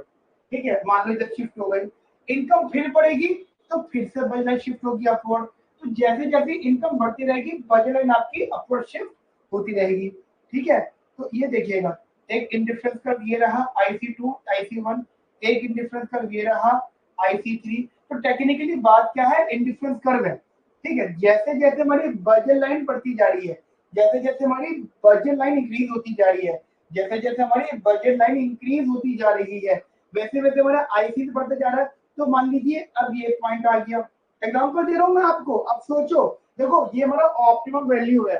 जैसे जैसे मेरी इनकम बढ़ती रहेगी, ऑटोमेटिकली मेरी एक्स और वाई की डिमांड वैल्यू भी बढ़ती रहेगी। मैं रिपीट कर रहा हूँ, जैसे जैसे हमारी इनकम बढ़ती रहेगी, वैसे वैसे हमारी एक्स और वाई की वैल्यू भी बढ़ती रहेगी, एक्स और वाई की वैल्यू भी बेटा बढ़ती रहेगी। तो वैसे वैसे आप देखो, क्योंकि IC बढ़ रहा है, अब ये है तो ये इधर आ गया। तो मेरा कहने का मतलब ये है कि अगर आप इस पॉइंट को, इस पॉइंट को, इस पॉइंट को अगर आप ज्वाइन कर दोगे, तो इसे हम कहेंगे इनकम कंजम्पशन कर्व। क्या नाम देंगे इसको हम? इनकम कंजम्पशन, नाम देते हैं इसको इनकम कंजम्पशन कर्व, या फिर एक्सपेंशन पाथ। अब पेपर में कभी कभी अगर बोल देते हैं ये कि derive the equation of expansion path, तो ध्यान रखना, भले ही वो ये वाला पॉइंट हो, भले ही वो ये वाला पॉइंट हो, भले ही वो ये वाला पॉइंट हो, मतलब वो कोई भी पॉइंट हो, पॉइंट 1, पॉइंट 2, पॉइंट 3। ठीक है, point 1, point 2, point 3, point 1, point 2, point 3, वो कोई सा भी पॉइंट हो, वो कोई सा भी पॉइंट हो, वो कोई सा पॉइंट हो, हर पॉइंट पे आपका जो MRS होगा वो प्राइस रेशियो के बराबर होगा। क्या होगा बेटा? MRS जो होगा वो प्राइस रेशियो के बराबर होगा। MRS जो होगा वो प्राइस रेशियो के बराबर होगा। क्या होगा? वो MRS जो होगा प्राइस रेशियो के बराबर होगा। तो जब भी तुम कहते हो MRS equal to price ratio, तो उसे हम कहते हैं इक्वेशन ऑफ एक्सपेंशन पाथ। क्या नाम देते हैं उसे हम लोग? Equation of expansion path. और वो क्या होता है? As income increases, as income increases, then how much your demand will increase. ठीक है, कितने आपकी डिमांड यहाँ पे इंक्रीज करेगी। यहाँ तक मेरी बात आपको समझ में आ गई? अच्छा, ये ना मैंने आपको थोड़ा सा इंट्रोडक्शन दिया चीजों का। अब जैसे ये स्ट्रेट लाइन है, अब ये मैटर करता है कि जैसे इनकम बढ़ रही है, इनकम चेंज हो रही है, ठीक है, इनकम चेंज हो रही है, हो सकता है, हो सकता है आपका प्राइस चेंज हो सकता है। ध्यान रखना, एक्सपेंशन पाथ का मतलब हो जाता है MRS equal to price ratio. इसका मतलब ये हो जाता है the value of x and y. सोचो, सोचो, हमारे पास यहाँ पे MRS कितना आया था? Alpha by beta y upon में x, और ये P1 अपॉन में P2। ठीक है, alpha by beta y upon में x is equal to P1 by P2। तो यहाँ से आप अगर y is equal to P1 by P2 into beta x upon में अल्फा करोगे, तो ये क्या है? ये x is a y is a function of x है, या sorry x is a function of y है। यानी यहाँ पे जो y है वो इज इक्वल टू x है। अगर x बढ़ेगा तो y भी बढ़ेगा। तो this is the relationship between x and y। This is the relationship between x and y। तो जब भी x और y का रिलेशनशिप होता है, डजंट मैटर इनकम, इनकम कुछ भी हो, अगर x बढ़ेगा तो y भी उतनी रेट से बढ़ेगा, उसे हम कहते हैं एक्सपेंशन पाथ। समझ में आ गया? एक्सपेंशन पाथ का मतलब relationship between x and y. Expansion path का मतलब relationship between x and y, relationship between x and y. यहां तक मेरी बात समझ में आ गई आप लोगों को? हाँ जी बताइए। तो ये मैंने पहला क्वेश्चन करवाया। देखो पहला क्वेश्चन मैंने बिल्कुल डिटेल डिस्कस कर लिया। जरूरी नहीं सारे सारे क्वेश्चन में इतनी डिटेल की जरूरत हो, एक अंडरस्टूड बात रहेगी। समझ में आ गई? एक छोटा सा नोट बनाएंगे हम लोग यहाँ पर, छोटा सा नोट, छोटा सा नोट इधर।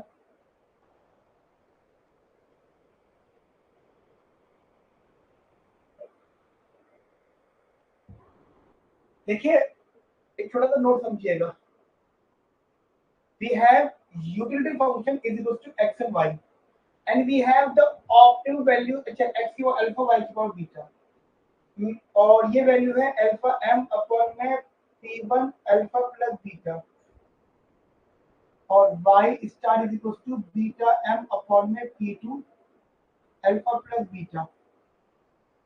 ठीक है, मैं एक काम करता हूँ आसान करने के लिए, just take alpha beta is equal to 1, just take. ठीक है, तो फिर x स्टार की वैल्यू आ गई m अपॉन में 2p1, y स्टार की वैल्यू आ गई m अपॉन में 2p2। x स्टार की वैल्यू आ गई m अपॉन में 2p1, y स्टार की वैल्यू आ गई m अपॉन में 2p2।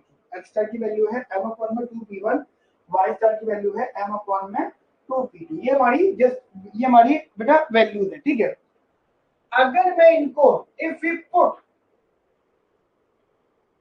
these values of x and y, x and y in the direct utility function, देखो ये जो लिखा हुआ ना ये, या फिर आप ये भी कह सकते हो utility equal to x y, क्योंकि अल्फा बीटा 1 1 हो गया। इसे हम बोलते हैं डायरेक्ट यूटिलिटी फंक्शन। क्या नाम देते हैं हम लोग? इसे नाम देते हैं हम लोग डायरेक्ट यूटिलिटी फंक्शन। क्या नाम देते हैं हम लोग guys? Direct utility function, direct utility function, direct utility function. ठीक है, अगर मैं इसको यहाँ पुट कर दूंगा u is equal to x y, तो x की जगह मैंने पुट करा इसको m अपॉन में 2p1, y की जगह पुट करा मैंने m अपॉन में 2p2, ये आ गया m स्क्वायर अपॉन में 4p1 p2। तो यूटिलिटी हो गया u is equal to m square upon में 4p1 p2। ठीक है, m u is equal to m square upon में 4p1 p2। तो ध्यान रखना यहाँ पे इनकम भी कांस्टेंट है, इधर इनकम भी कांस्टेंट है, इधर प्राइसेस भी कांस्टेंट है, इधर इनकम भी कांस्टेंट, इधर प्राइसेस भी कांस्टेंट है। तो एंड हो जाएगा your utility is also will be constant value. तो जब भी यूटिलिटी कांस्टेंट होती है तो उसे हम बोलते हैं इनडायरेक्ट यूटिलिटी फंक्शन। क्या नाम देते हैं इसे हम लोग? Indirect utility function. क्या नाम देते हैं हम लोग इसे? Indirect utility function. टेक्निक समझ लो क्या है कि जो हमारी एक्स और वाई की वैल्यूज होंगी कहीं भी बढ़ती है, ध्यान रखना ये स्टेटमेंट फॉर ऑल जितने भी क्वेश्चन होंगे सब में अप्लाई करेगी। क्या? For the values of x and y, जो भी आप एक्स एंड वाई निकालोगे in the direct utility function, then you will get indirect utility function. ठीक है, यहाँ तक मेरी बात आपको समझ में आ गई बेटा अच्छे से बढ़िया से? एंड आफ्टर दैट तो ये हो गया। उसके बाद में if we derive income from the IUF, अगर मैं इनकम निकाल लूं, आईयूएफ मतलब indirect utility function, indirect utility function. अगर मैं आईयूएफ बेसिकली आईयूएफ से एम ड्राइव कर लूं, तो यहाँ पे देखिएगा ये था u is equal to bar is equal to m square upon में 4p1 p2।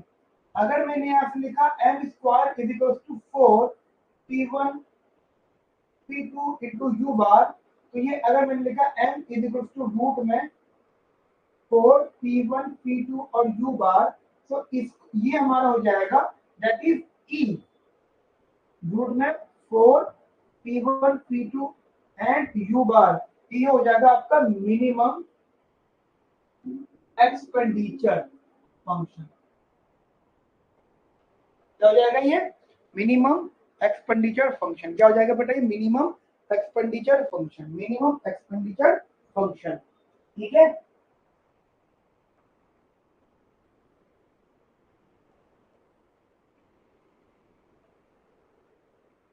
क्या हो जाएगा बेटा ये मिनिमम एक्सपेंडिचर फंक्शन। क्या हो जाएगा बेटा ये मिनिमम एक्सपेंडिचर फंक्शन। यहाँ तक ये बात आपको समझ में आ गई अच्छे से।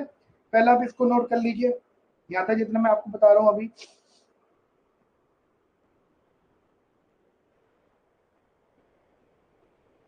मैं इतने वाले एरिया रख कर देता हूँ। तो एक क्वेश्चन में हमने कितनी डिटेल सीख ली, और अभी तो एक पार्ट इसका और रह गया है। फिर मैं उस पार्ट को कराने के बाद हेडिंग समझाऊंगा कि इसकी एक्चुअल में हेडिंग क्या होगी।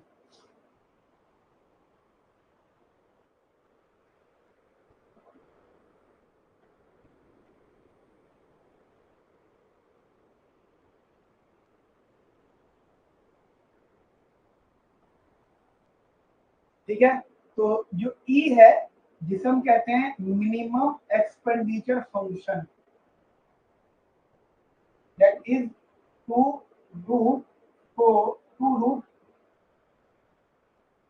u bar p1 p2। ठीक है, two root u bar p1 p2। Now if we differentiate our expenditure function with respect to p1, मान लीजिए मैंने अपने एक्सपेंडिचर फंक्शन को p1 की रिस्पेक्ट में डिफरेंशिएट कर दिया। मैंने अपने एक्सपेंडिचर फंक्शन को p1 की रिस्पेक्ट में डिफरेंशिएट कर दिया, मान लीजिए मैंने ऐसा कर दिया इसको। ठीक है, अच्छा अगर आपको ये नहीं दिख रहा तो मैं आपको बता देता हूँ। ये हमने काम करते हैं कि स्टेप नीचे लिख देता हूँ, मैं एक लाइन नीचे लिख रहा हूँ, ये शैडो पढ़ ली शायद। E is equals to minimum of expenditure function is equals to 2 root u bar p1 p2। ठीक है, आपने इसको डिफरेंशिएट करा p1 की रिस्पेक्ट में, तो क्या आएगा 2 एज इट इज है u बार और p2 एज इट इज है अपॉन में 2 रूट p1 आ जाएगा। देखो ये मैथमेटिक्स है, मतलब मैं इसको ऐसे लिख सकता हूँ, 2 रूट u बार अलग लिख लिया मैंने, रूट p1 अलग लिख लिया, रूट p2 अलग लिख लिया। अब मैं डिफरेंशिएट कर रहा हूँ, तो अगर मैंने p1 में करा तो बाकी की वैल्यू तो सेम रहेगी, p1 के डिनोमिनेटर में आ जाएगा, यहाँ से कैंसिल आउट, तो ये हो जाएगा आपका u बार p2 अपॉन में p1। ये होगा आपका x की वैल्यू। ठीक है, दैट इज ये जो x की वैल्यू होगी दैट इज x की compensated value, that is x की कॉम्पनसेटेड वैल्यू। अब आप समझिएगा, मैं आपके ऊपर समझाना चाहता हूँ। ये जो कंपोनेंट वैल्यू है, this is the function of private and constant utility. This is the function of private and constant utility, private and constant utility. Similarly अगर मैं डिफरेंशिएट करता हूँ इसको p2 की रिस्पेक्ट में, तो ये स्टेटमेंट कह रहा हूँ, 2 यहाँ पर है तो root p u bar p1 upon में 2 p2, यहाँ से कैंसिल आउट, तो यहाँ पे क्या बचा root u bar p1 upon में p2। ये आपका y compensated which is the function of p1 p2 और u बार। ध्यान रखना है जो xc है या yc है, इसको हम दो नाम बोलते हैं, या तो बोलते हैं कॉम्पनसेटेड डिमांड फंक्शन, या फिर कहते हैं हिक्स डिमांड फंक्शन। ठीक है, क्या नाम देते हैं हम लोग, कॉम्पनसेटेड डिमांड फंक्शन या फिर Hicks demand function, compensated demand function या फिर हिक्स डिमांड फंक्शन। जहां तक मेरी बात आपको समझ में आई, तो अब ये जो मैंने करवाया है, कहां से करवाया है, यहाँ पे जो नोट है इसकी हेडिंग है वो नोट सुन लीजिएगा। इसकी हेडिंग थी, मैं आपको बता रहा हूँ आपको, अगर वो कहते हैं solve for IUF minimum expenditure function and fixed demand function by using Marshallian demand function. वो कहते हैं कि जो आपने मार्शेलियन को सॉल्व करा है, ध्यान रखना, हमने जो इससे पहले सॉल्व किया था यूटिलिटी मैक्सिमाइज करना, उसे हम कहते हैं मार्शेलियन। तो कह रहे हैं जो आपने मार्शेलियन को सॉल्व किया, ये आपकी मार्शेलियन डिमांड थी। ये क्या थी आपकी मार्शेलियन डिमांड, ये क्या थी आपकी मार्शेलियन डिमांड फंक्शन। ठीक है, तो ये जो आपकी मार्शेलियन डिमांड फंक्शन थी, इसकी हेल्प से मैंने पहले इनडायरेक्ट यूटिलिटी फंक्शन सॉल्व किया IUF, फिर मैंने मिनिमम एक्सपेंडिचर फंक्शन सॉल्व किया, उसके बाद मैंने यहाँ पे कॉम्पनसेटेड डिमांड फंक्शन या फिर फिक्स्ड डिमांड फंक्शन को सॉल्व किया। तो मैं आई मेरी बात आपको ये क्लियर हुई अच्छे से, बढ़िया से। तो देखो मैंने ट्राई ये करा है कि आपको एक क्वेश्चन में दुनिया की बात सिखा दूं, एक क्वेश्चन में पहले। अब आगे के क्वेश्चन में इतने डिटेल नहीं जाऊंगा, फिर वहां पर मैं आपको हिंट दूंगा। तो मेरे सभी सजेशन आप पहले इसको नोट करिए, जल्दी से नोट करिए, फिर मैं इसको रफ करता हूँ, फिर हम अगला क्वेश्चन करेंगे।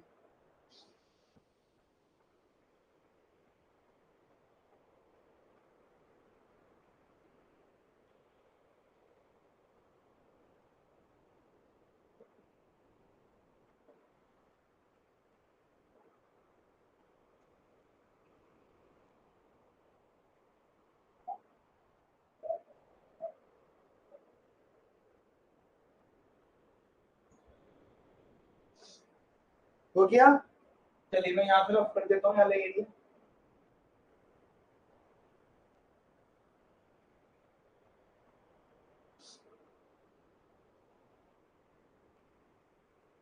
ध्यान से चीजों को समझिएगा, क्या क्या बातें हो रही है इधर।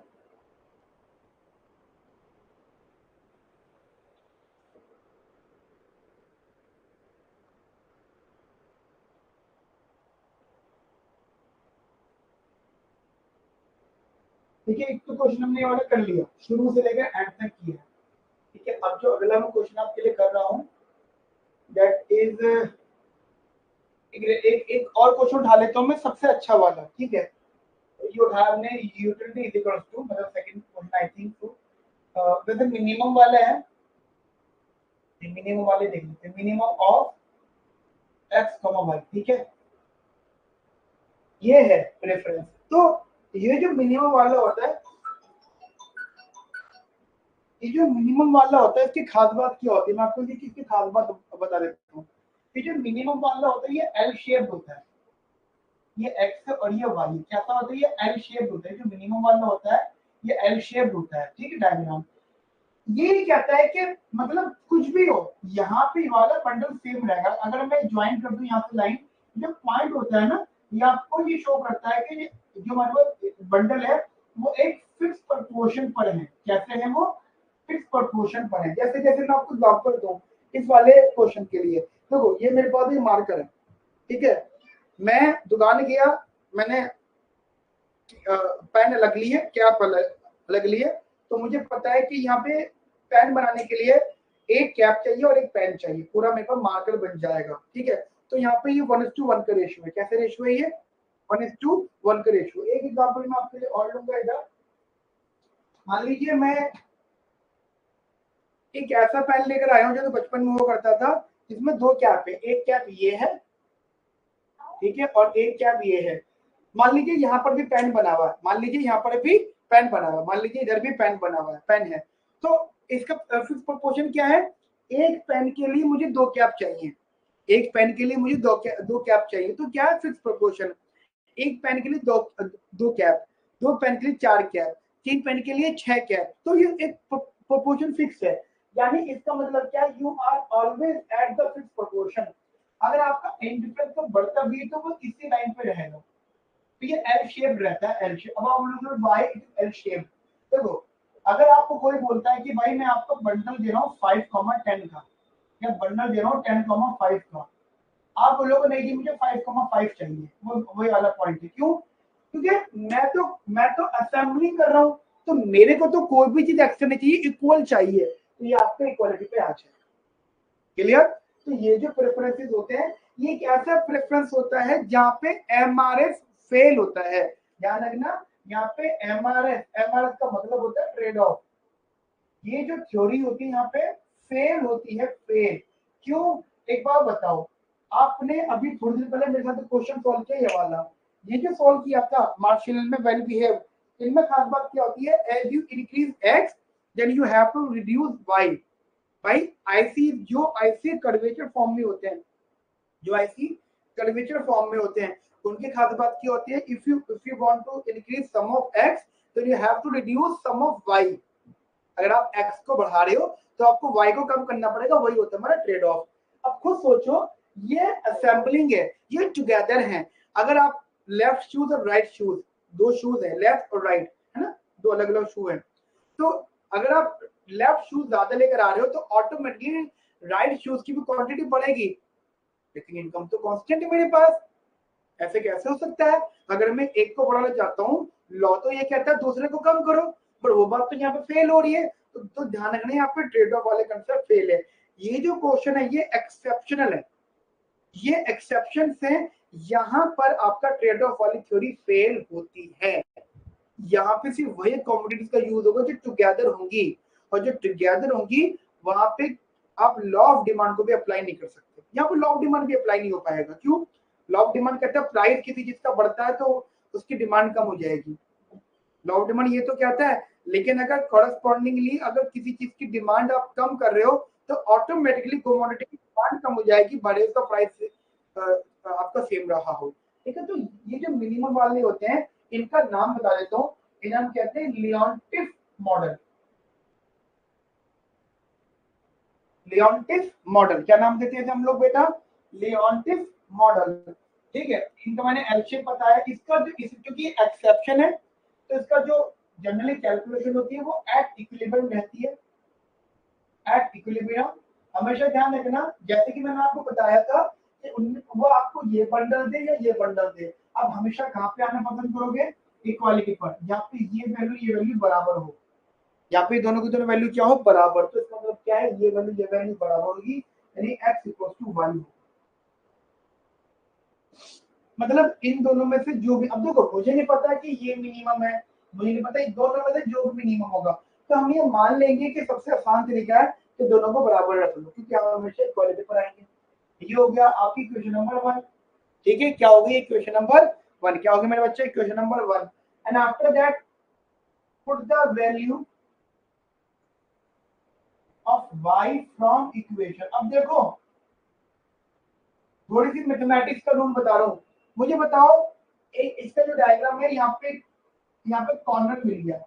थोड़ी बहुत अगर आपने मैथ सीखी हो कभी, वैसे तो आप खुद ही सर के साथ बहुत अच्छी मैथ सीखोगे, लेकिन थोड़ा बहुत हम भी आपस में सीधे डिस्कस कर लेते हैं। तो जो कॉर्नर होता है, क्या कॉर्नर का पे कोई भी फंक्शन डिफरेंशिएबल होता है? कॉर्नर पे कोई भी फंक्शन डिफरेंशिएबल होता है? नहीं होता। कॉर्नर पर कोई भी फंक्शन डिफरेंशिएबल नहीं होता। कॉर्नर पर कोई भी फंक्शन डिफरेंशिएबल नहीं होता, नहीं होता, नहीं होता। तो ये जो फंक्शन आपका ट्वाइस डिफरेंशिएबल नहीं है, this is not the twice differentiable function, so it is not convex, sorry, it is not strictly convex, it is simply convex preference। ये स्टिकली कॉन्वेक्स नहीं है, ये स्टिकली कॉन्वेक्स नहीं है। क्यों स्टिकली कॉन्वेक्स नहीं है? क्योंकि ये डिफरेंशिएबल नहीं हो सकता ट्वाइस। समझ में आ गई मेरी बात आपको? मैंने from equation 1 in the budget equation,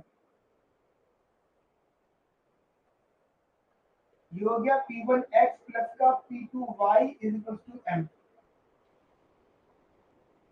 P1x plus का P2y is equal to m, और इस x की वैल्यू को, या मैंने y की वैल्यू को, x की नहीं y की वैल्यू को, ये y की वैल्यू को उठा के मैंने यहाँ रख दिया। P1x प्लस का P2x is equal to m, x मैंने यहाँ से कॉमन ले लिया, यहाँ बचा P1 plus P2 is equal to m, और x की वैल्यू आ गई m अपॉन में P1 प्लस का P2, x is equal to m upon में P1 प्लस का P2, x is equal to m upon में P1 plus P2, x is equal to m upon में m upon में P1 plus P2। जैसे ही x की value आई तो y की value आ गई, दैट इज m अपॉन में P1 plus P2, y is equals to m upon में P1 plus P2, y is equals to m upon में P1 प्लस P2। यहाँ तक की मेरी बात आपको समझ में आ गई? तो पहले ये मार्शलियन सॉल्व हो गया। ध्यान रखना, दिस इज द मार्शलियन। जब भी आपकी ऑप्टिमल वैल्यूज इनकम और प्राइसेस का फंक्शन होंगी, जब भी आपकी optimum values income and prices का फंक्शन होंगी, किसका फंक्शन? इनकम एंड प्राइसेस का फंक्शन होंगी, तब आप उसको क्या बोलोगे? Marshallian demand. कोई पूछे what is the Marshallian demand? Marshallian demand is what when the demand is a function of income and prices. ठीक है, तो आपका x is a function of prices और इनकम आ गया, दैट इज m अपॉन में P1 plus P2, and y is a function of prices और income आ गया, that is m upon में P1 प्लस P2। ये हो गई आपकी मार्शलियन डिमांड। क्या नाम दोगे इसे बेटा? इसे आप नाम दोगे मार्शेलियन डिमांड। क्या नाम दोगे आप इसे बेटा? मार्शेलियन डिमांड। ठीक है, क्या नाम दोगे आप इसे बेटा? मार्शेलियन डिमांड। समझ में आई मेरी बात आपको यहाँ तक? आफ्टर दैट क्या होगा? अब ये होगा कि वही मैंने जो आपको आपको नोट बताया था, नोट अब मैं उसको जरा हेडिंग में लिख दूंगा, that is derive the IUF minimum expenditure function and Higgs demand function by using Marshallian demand, by using Marshallian demand, by using Marshallian demand, by using Marshallian demand, मतलब Marshallian demand को use करके आप इसको solve करो। ठीक है, Marshallian demand को use करके हम इसको सॉल्व करते हैं। तो जैसे कि आपको पता है मार्शलियन डिमांड आपको दे रखी है, तो आप क्या करोगे? आप पहले पुट कर दोगे, पुट दी मार्शलियन डिमांड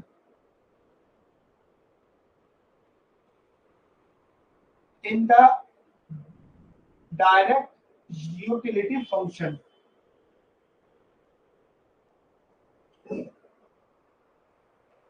ठीक है, तो वो आ गया आपका u is equals to minimum of x comma y, u is equals to minimum of x comma y, u is equals to minimum of x comma y। आपने क्या करा? ये जो वैल्यूज है उनको उठा के यहाँ रख दिया, मिनिमम ऑफ x, x की जगह पे आपने रखा m अपॉन में p1 प्लस p2 और y की जगह रखा m अपॉन में p1 प्लस p2। एक बात बताओ मुझे गाइस आप लोग, मिनिमम ऑफ दिस है, दोनों में से कौन सी कम है? अरे ये तो दोनों सेम है, ये दोनों सेम है। जब ये दोनों सेम होंगी तो कोई भी मिनिमम नहीं है, दोनों को दोनों मिनिमम ही है, कम ही है दोनों की दोनों, है ना? सेम है तो आप कोई भी वैल्यू रख लो, एक ही बात होगी, ये होगी m अपॉन में p1 प्लस p2। तो आपकी यूटिलिटी किसके बराबर आएगी? u is equal to m upon में p1 plus p2, u is equal to m upon में p1 plus p2, u is equal to m upon में p1 प्लस p2।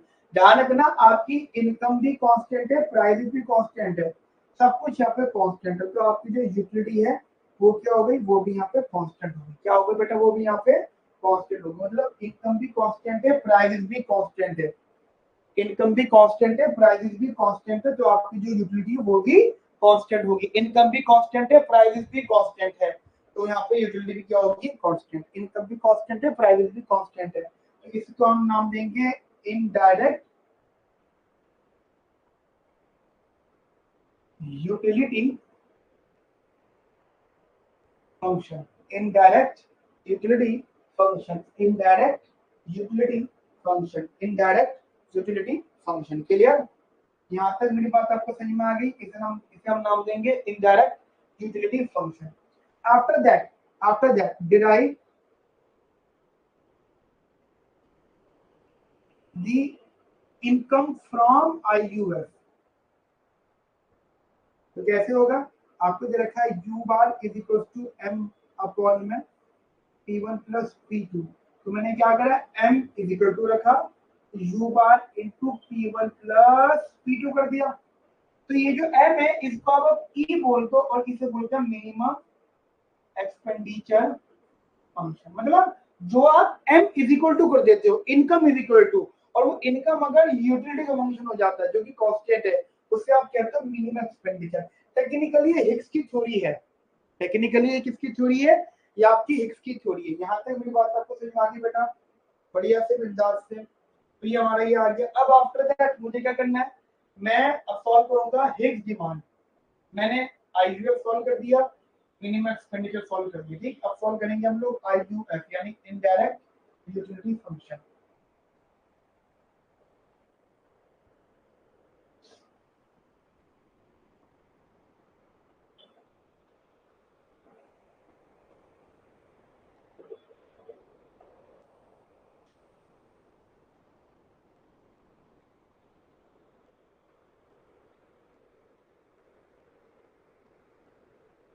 तो ये E आ गया u bar p1 plus p2, ठीक है।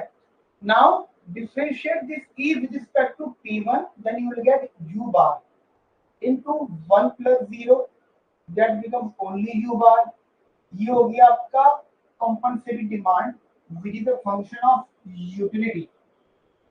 Similarly, differentiate e with respect to p2, then you will get u bar into 0 plus 1, that is u bar. ठीक है, that is u bar. ये हो गया आपका y compensated के फंक्शन ऑफ utility. देखो ये जो मैंने सॉल्व किया है xc yc, this is the known as Hicks demand function. इसे क्या नाम देंगे हम लोग? Hicks demand function. मतलब आपने ध्यान दिया होगा ये स्टेप सेम, मतलब ये जो स्टेटमेंट है ये स्टेटमेंट सेम रहेगी, स्टेप सेम रहेंगे और फंक्शन बदलते रहेंगे. ठीक है, यहाँ तक मेरी बात समझ में आ रही है आप लोगों को? अच्छे से बढ़िया से बिंदास से जल्दी कॉपी पेस्ट कर लीजिए इसको, जल्दी से नोट करिए बेटा इसको आप.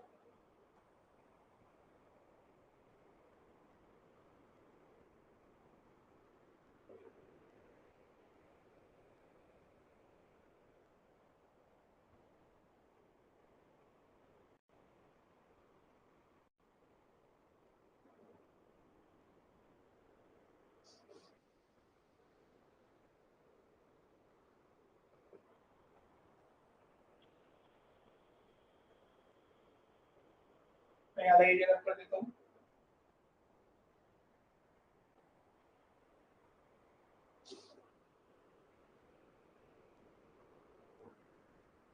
तो जो अगला वाला सॉल्व कर रहे हैं हम लोग यहाँ पे वो है लीनियर यानी परफेक्ट सब्स्टिट्यूट.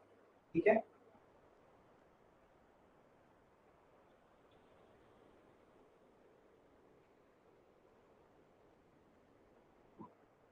तो अगला वाला है यहाँ पे utility equals to x plus का y. ठीक है, और बजट लाइन है p1 x प्लस का p2 y is equals to m. ठीक है, अब मैं जनरली डिफरेंशिएट कर रहा हूँ. ठीक है, मैंने इसको डिफरेंशिएट मैंने सॉल्व किया. देखिए इसका पहली बात तो इसका नाम होता है लीनियर. ठीक है, लीनियर प्रेफरेंस या आप इसको नाम देते हो परफेक्ट सब्स्टिट्यूट.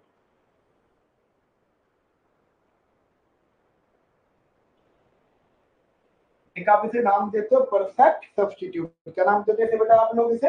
अच्छा मैं बता देता हूँ, आई थिंक ये आपको विजिबल नहीं होगा. Utility is equal to x plus का y. ठीक है, इसको ध्यान रखिए. तो आज कैमरे की जो सेटिंग हुई है इस वजह से आपको यहाँ पे शायद मतलब का रिफ्लेक्शन दिख रहा होगा इधर.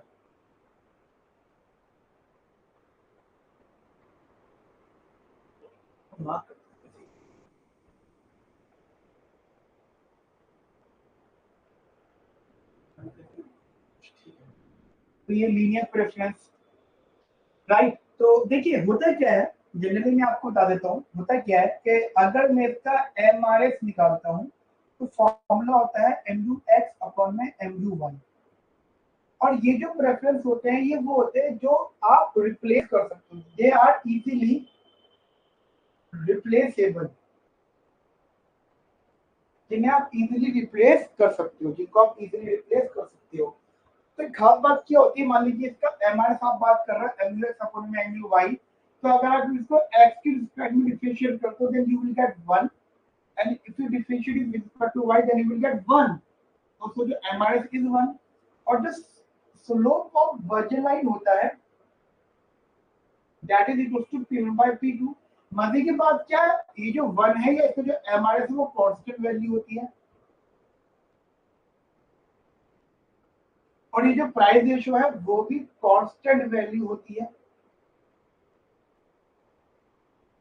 क्या होता है जी, ये जो 1 है जो एमआरएस है वो कांस्टेंट वैल्यू होती है, जो प्राइस रेशियो है वो भी एक तरह की कांस्टेंट वैल्यू होती है. क्या होती है बेटा? वो भी एक तरह की कांस्टेंट वैल्यू होती है, वो भी एक तरह की कांस्टेंट वैल्यू होती है. अभी आपने देखा होगा कि हमने पता कि तीसरा क्वेश्चन कर रहे हैं. पहले क्वेश्चन में हमने लेग्रांज मल्टीप्लाई यूज करा क्योंकि वो ट्वाइस डिफरेंशिएबल था. दूसरे क्वेश्चन में हमने जो लियोंटिफ था, जो मिनिमम था, परफेक्ट कॉम्प्लीमेंट था, उसमें हमने लेग्रांज यूज नहीं किया, उसके अंदर हमने अलग मेथड यूज किया.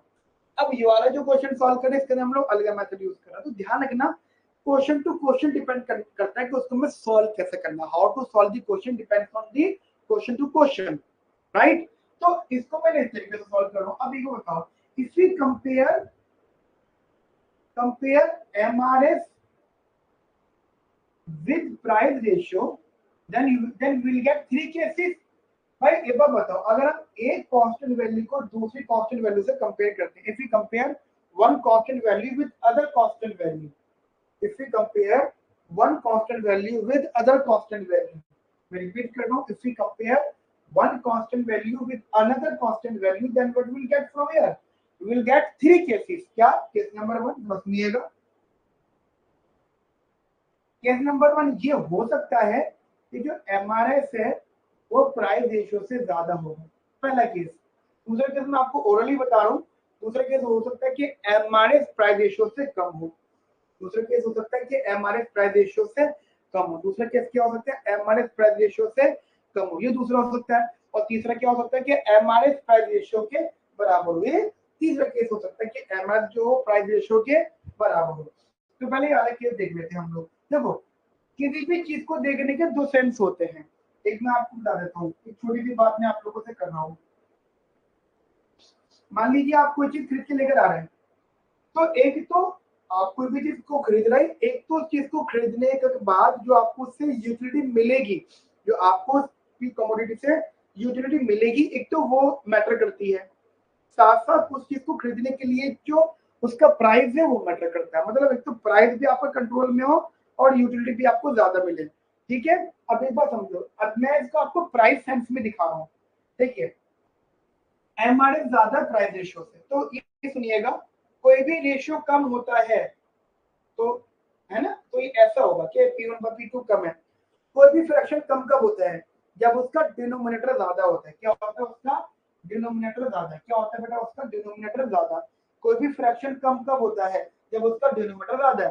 अब बताओ यहाँ पे डिनोमिनेटर क्या है, गुड 2 का प्राइस, डिनोमिनेटर क्या है, गुड 1 का प्राइस। तो यहाँ पे दिख रहा है कि गुड 2 जो है वो रिलेटिवली एक्सपेंसिव है। हमें यहाँ पे दिख रहा है कि जो गुड 2 है, गुड 2 is relatively expensive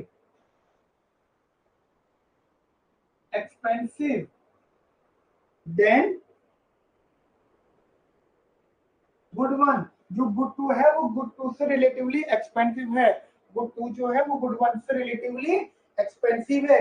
और इन टाइप के क्वेश्चंस में हमारे पास एक ऑप्शन होता है कि या तो हम x को कंज्यूम करें या फिर हम लोग y को कंज्यूम करें, ठीक है। या हम x को कंज्यूम करें या हम लोग y को कंज्यूम करें। हम दोनों में किसी एक गुड को कंज्यूम करेंगे, क्योंकि जो गुड्स है वो इजीली रिप्लेसेबल है। देखो, मैं भी आप लोगों को पढ़ा रहा हूँ व्हाइट बोर्ड पर, ठीक है। कुछ दिन पहले मैं क्लास ले रहा था, कुछ दिन पहले ऑनलाइन बच्चे भी आ रहे थे, ठीक है। मतलब जो क्लास ऑनलाइन ही होती थी वो मैं लेता था वैकम पे लिखता, मतलब राइटिंग पैड होता है उस पे लिखता हूँ मैं। तो दोनों को दोनों इजीली रिप्लेसेबल है। तो एक बार बताओ, मेरी मर्जी है ना कि आज बोर्ड पे पढ़ा रहा हूँ, ठीक है, इट्स माय चॉइस, ठीक है। और अगर मुझे खरीदने में चॉइस आ रही है कि इधर मुझे कंज्यूम करना हो व्हाइट बोर्ड या फिर मुझे कंज्यूम करना हो, खरीदना हो वो वैकम जो राइटिंग पैड होता है, मेरी चॉइस है। तो मैं प्राइस की तरफ देखूंगा कि जो चीज एक्सपेंसिव है उसे मैं नहीं लूंगा, क्योंकि मैं रैशनल कंज्यूमर हूँ। Rational consumer never consumer expensive commodity. तो यहाँ पे जो गुड 2 होगा, गुड 2 की डिमांड क्या हो जाएगी, जीरो। यहाँ पे कंज्यूमर क्या करेगा, ओनली एक्स। और rational consumer always consumer cheap commodity. Cheap इसका मतलब ये नहीं होगा कि वो खराब होगी, ध्यान रखना। जो परफेक्ट सब्स्टिट्यूट होते हैं वो बिल्कुल सेम नेचर के होते हैं, जो परफेक्ट सब्स्टिट्यूट होते हैं वो बिल्कुल सेम नेचर के होते हैं। मैं आपको थोड़ा एग्जांपल दूं, ये दो तरह के मार्कर है मेरे पास। एक मार्कर है रेफिलो कंपनी का और एक मार्कर मेरे पास रोडिटो कंपनी का, ठीक है। दोनों को लिखने का तरीका थोड़ा सा फर्क है, बट मैं इस मार्कर से लिख रहा हूँ, मैं वाला मार्कर नहीं लिख रहा, because both of them are easily replaceable.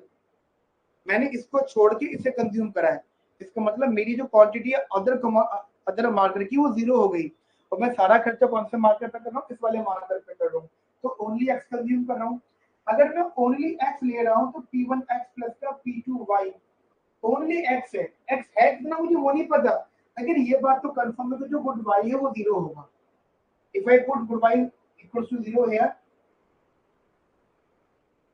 तो ये आ गया P1 into x is equals to m, और x is equal to m upon में p1। ठीक है, x की वैल्यू m बाय p1 आ गई और y की वैल्यू 0 आ गई, तो y को मैं 0 कंज्यूम कर रहा हूँ और x की वैल्यू m बाय p1 है। ठीक है, x की वैल्यू यहाँ पे m बाय p1 है और y की वैल्यू यहाँ पे क्या है 0। x की वैल्यू m बाय p1 है और y की वैल्यू क्या है यहाँ पे 0। ठीक है, तो ये मेरे पास एक आंसर आ गया, this is the Marshall demand of case 1। This is the Marshall demand of case 1। ठीक है, अगर मैं इसका डायग्राम बनाता हूँ, जरा डायग्राम समझिएगा इसका, ये x ये y, देखिए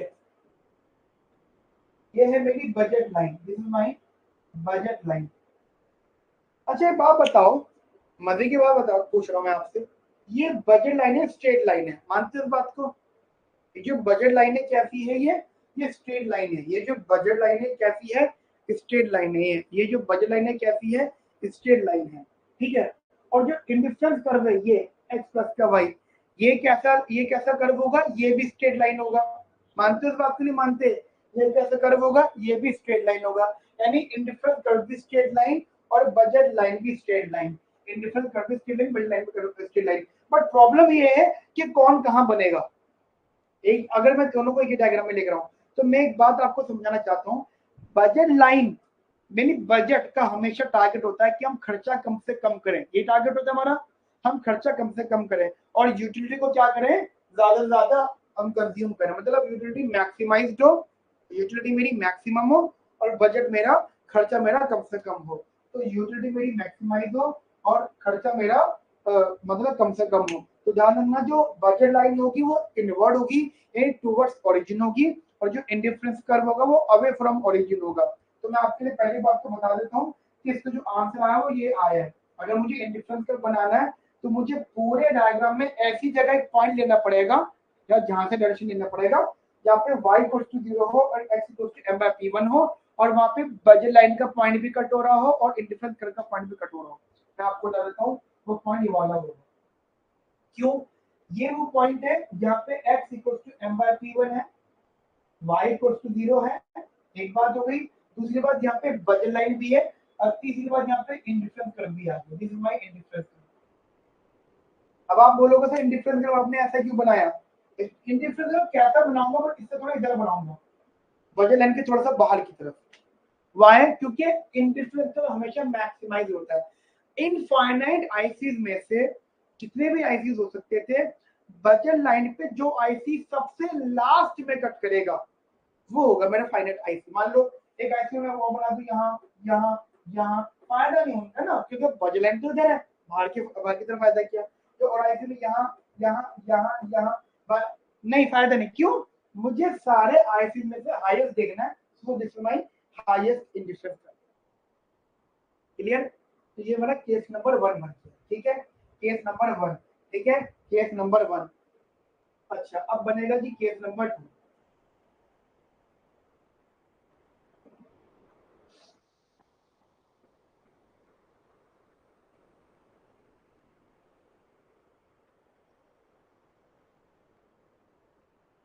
केस नंबर 2। ठीक है जी, केस नंबर 2। अब जरा ध्यान से देखिएगा, तो कैसे बनेगा जी case number 2? That is MRS is less than price ratio. ठीक है, पहले वाले मैंने लिया था मोर देन प्राइस रेशियो, अब है लेस देन प्राइस रेशियो। इसका उल्टा हो जाएगा, बिल्कुल डिट्टो इसका उल्टा, यानी ये ज्यादा है, यानी गुड टू कम दिख रहा है। तो हमारा अब यहाँ पे गुड 1 जो है दैट इज रिलेटिवली एक्सपेंसिव। क्यों? क्योंकि देखो मैंने यहाँ पे टर्म लिया रिलेटिव। रिलेटिव का मतलब अगर कोई चीज सस्ती है तो दूसरी वाली ऑटोमेटिक महंगी हो गई, अगर कोई चीज सस्ती है तो दूसरी वाली ऑटोमेटिक महंगी हो गई। देन गुड 1, ठीक है, गुड 2 सॉरी। तो जो रैशनल कंज्यूमर क्या करेगा, ओनली गुड 2, ओनली वाई लेगा वो और एक्स को कितना लेगा 0। अब अगर मैं इस चीज को यहाँ पुट कर दूं, बजट लाइन के अंदर p1 x प्लस का p2 y is equal to income, तो मैंने x की वैल्यू यहाँ उठा के रख दी, तो ये बन गया 0 प्लस का p2 y is equal to m और y is equal to m upon में p2, और x की तो वैल्यू थी ही 0, तो ये मेरी यहाँ पे हो गई एक्स और वाई की वैल्यूज। तो मैं मेरी बात आपको बेटा अच्छे से। अब अगर मैं इसका इंडिफरेंस का बनाता हूँ डायग्राम,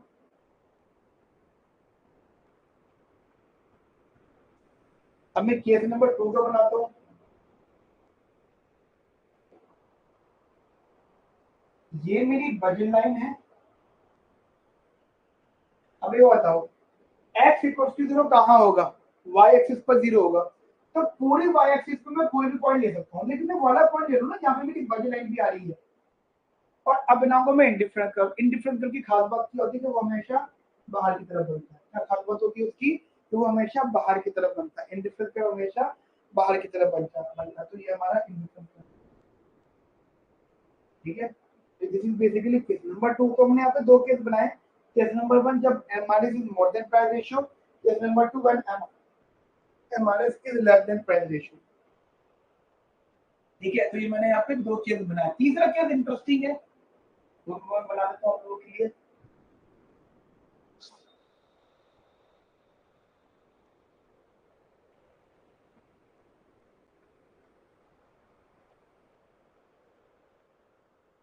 देखिएगा case number 3, when MRS is equals to price ratio. देखिए अभी तक मैं कह रहा था कि प्राइस रेशियो ज्यादा है, प्राइस रेशियो कम है, गुड वन रिलेटिवली एक्सपेंसिव है, गुड टू रिलेटिवली चीपर है, ऐसे से बातें कर रहा था। अब क्या है, अभी जो ना बराबर है, तो मैं कह सकते हैं कि जो दोनों गुड्स है वो रिलेटिव टर्म में इक्वल है। इन प्राइस टर्म्स दोनों गुड्स जो है रिलेटिव टर्म में सेम है। मैं रिपीट कर रहा हूँ, रिलेटिव टर्म में। रिलेटिव टर्म में ये आ जाता है कि अगर उससे कोई यूटिलिटी मिल रही है तो वो ज्यादा मिल रही होगी अगर कुछ चीज महंगी है। तो अगर ये बराबर होगा तो मैं आपको डायरेक्टली समझाता हूँ कि आपकी चॉइस है। अब देखिएगा आपकी चॉइस है, क्या चॉइस है,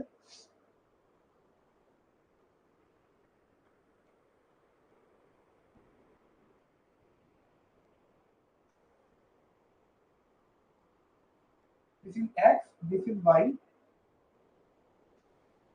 ये आपकी बजट लाइन, ठीक है। और मजे की बात क्या है, जो स्लोप बजट लाइन का वही स्लोप इंडिफरेंस कर्व का है। यही आपका इंडिफरेंस कर्व, ये आपका इंडिफरेंस कर्व होगा।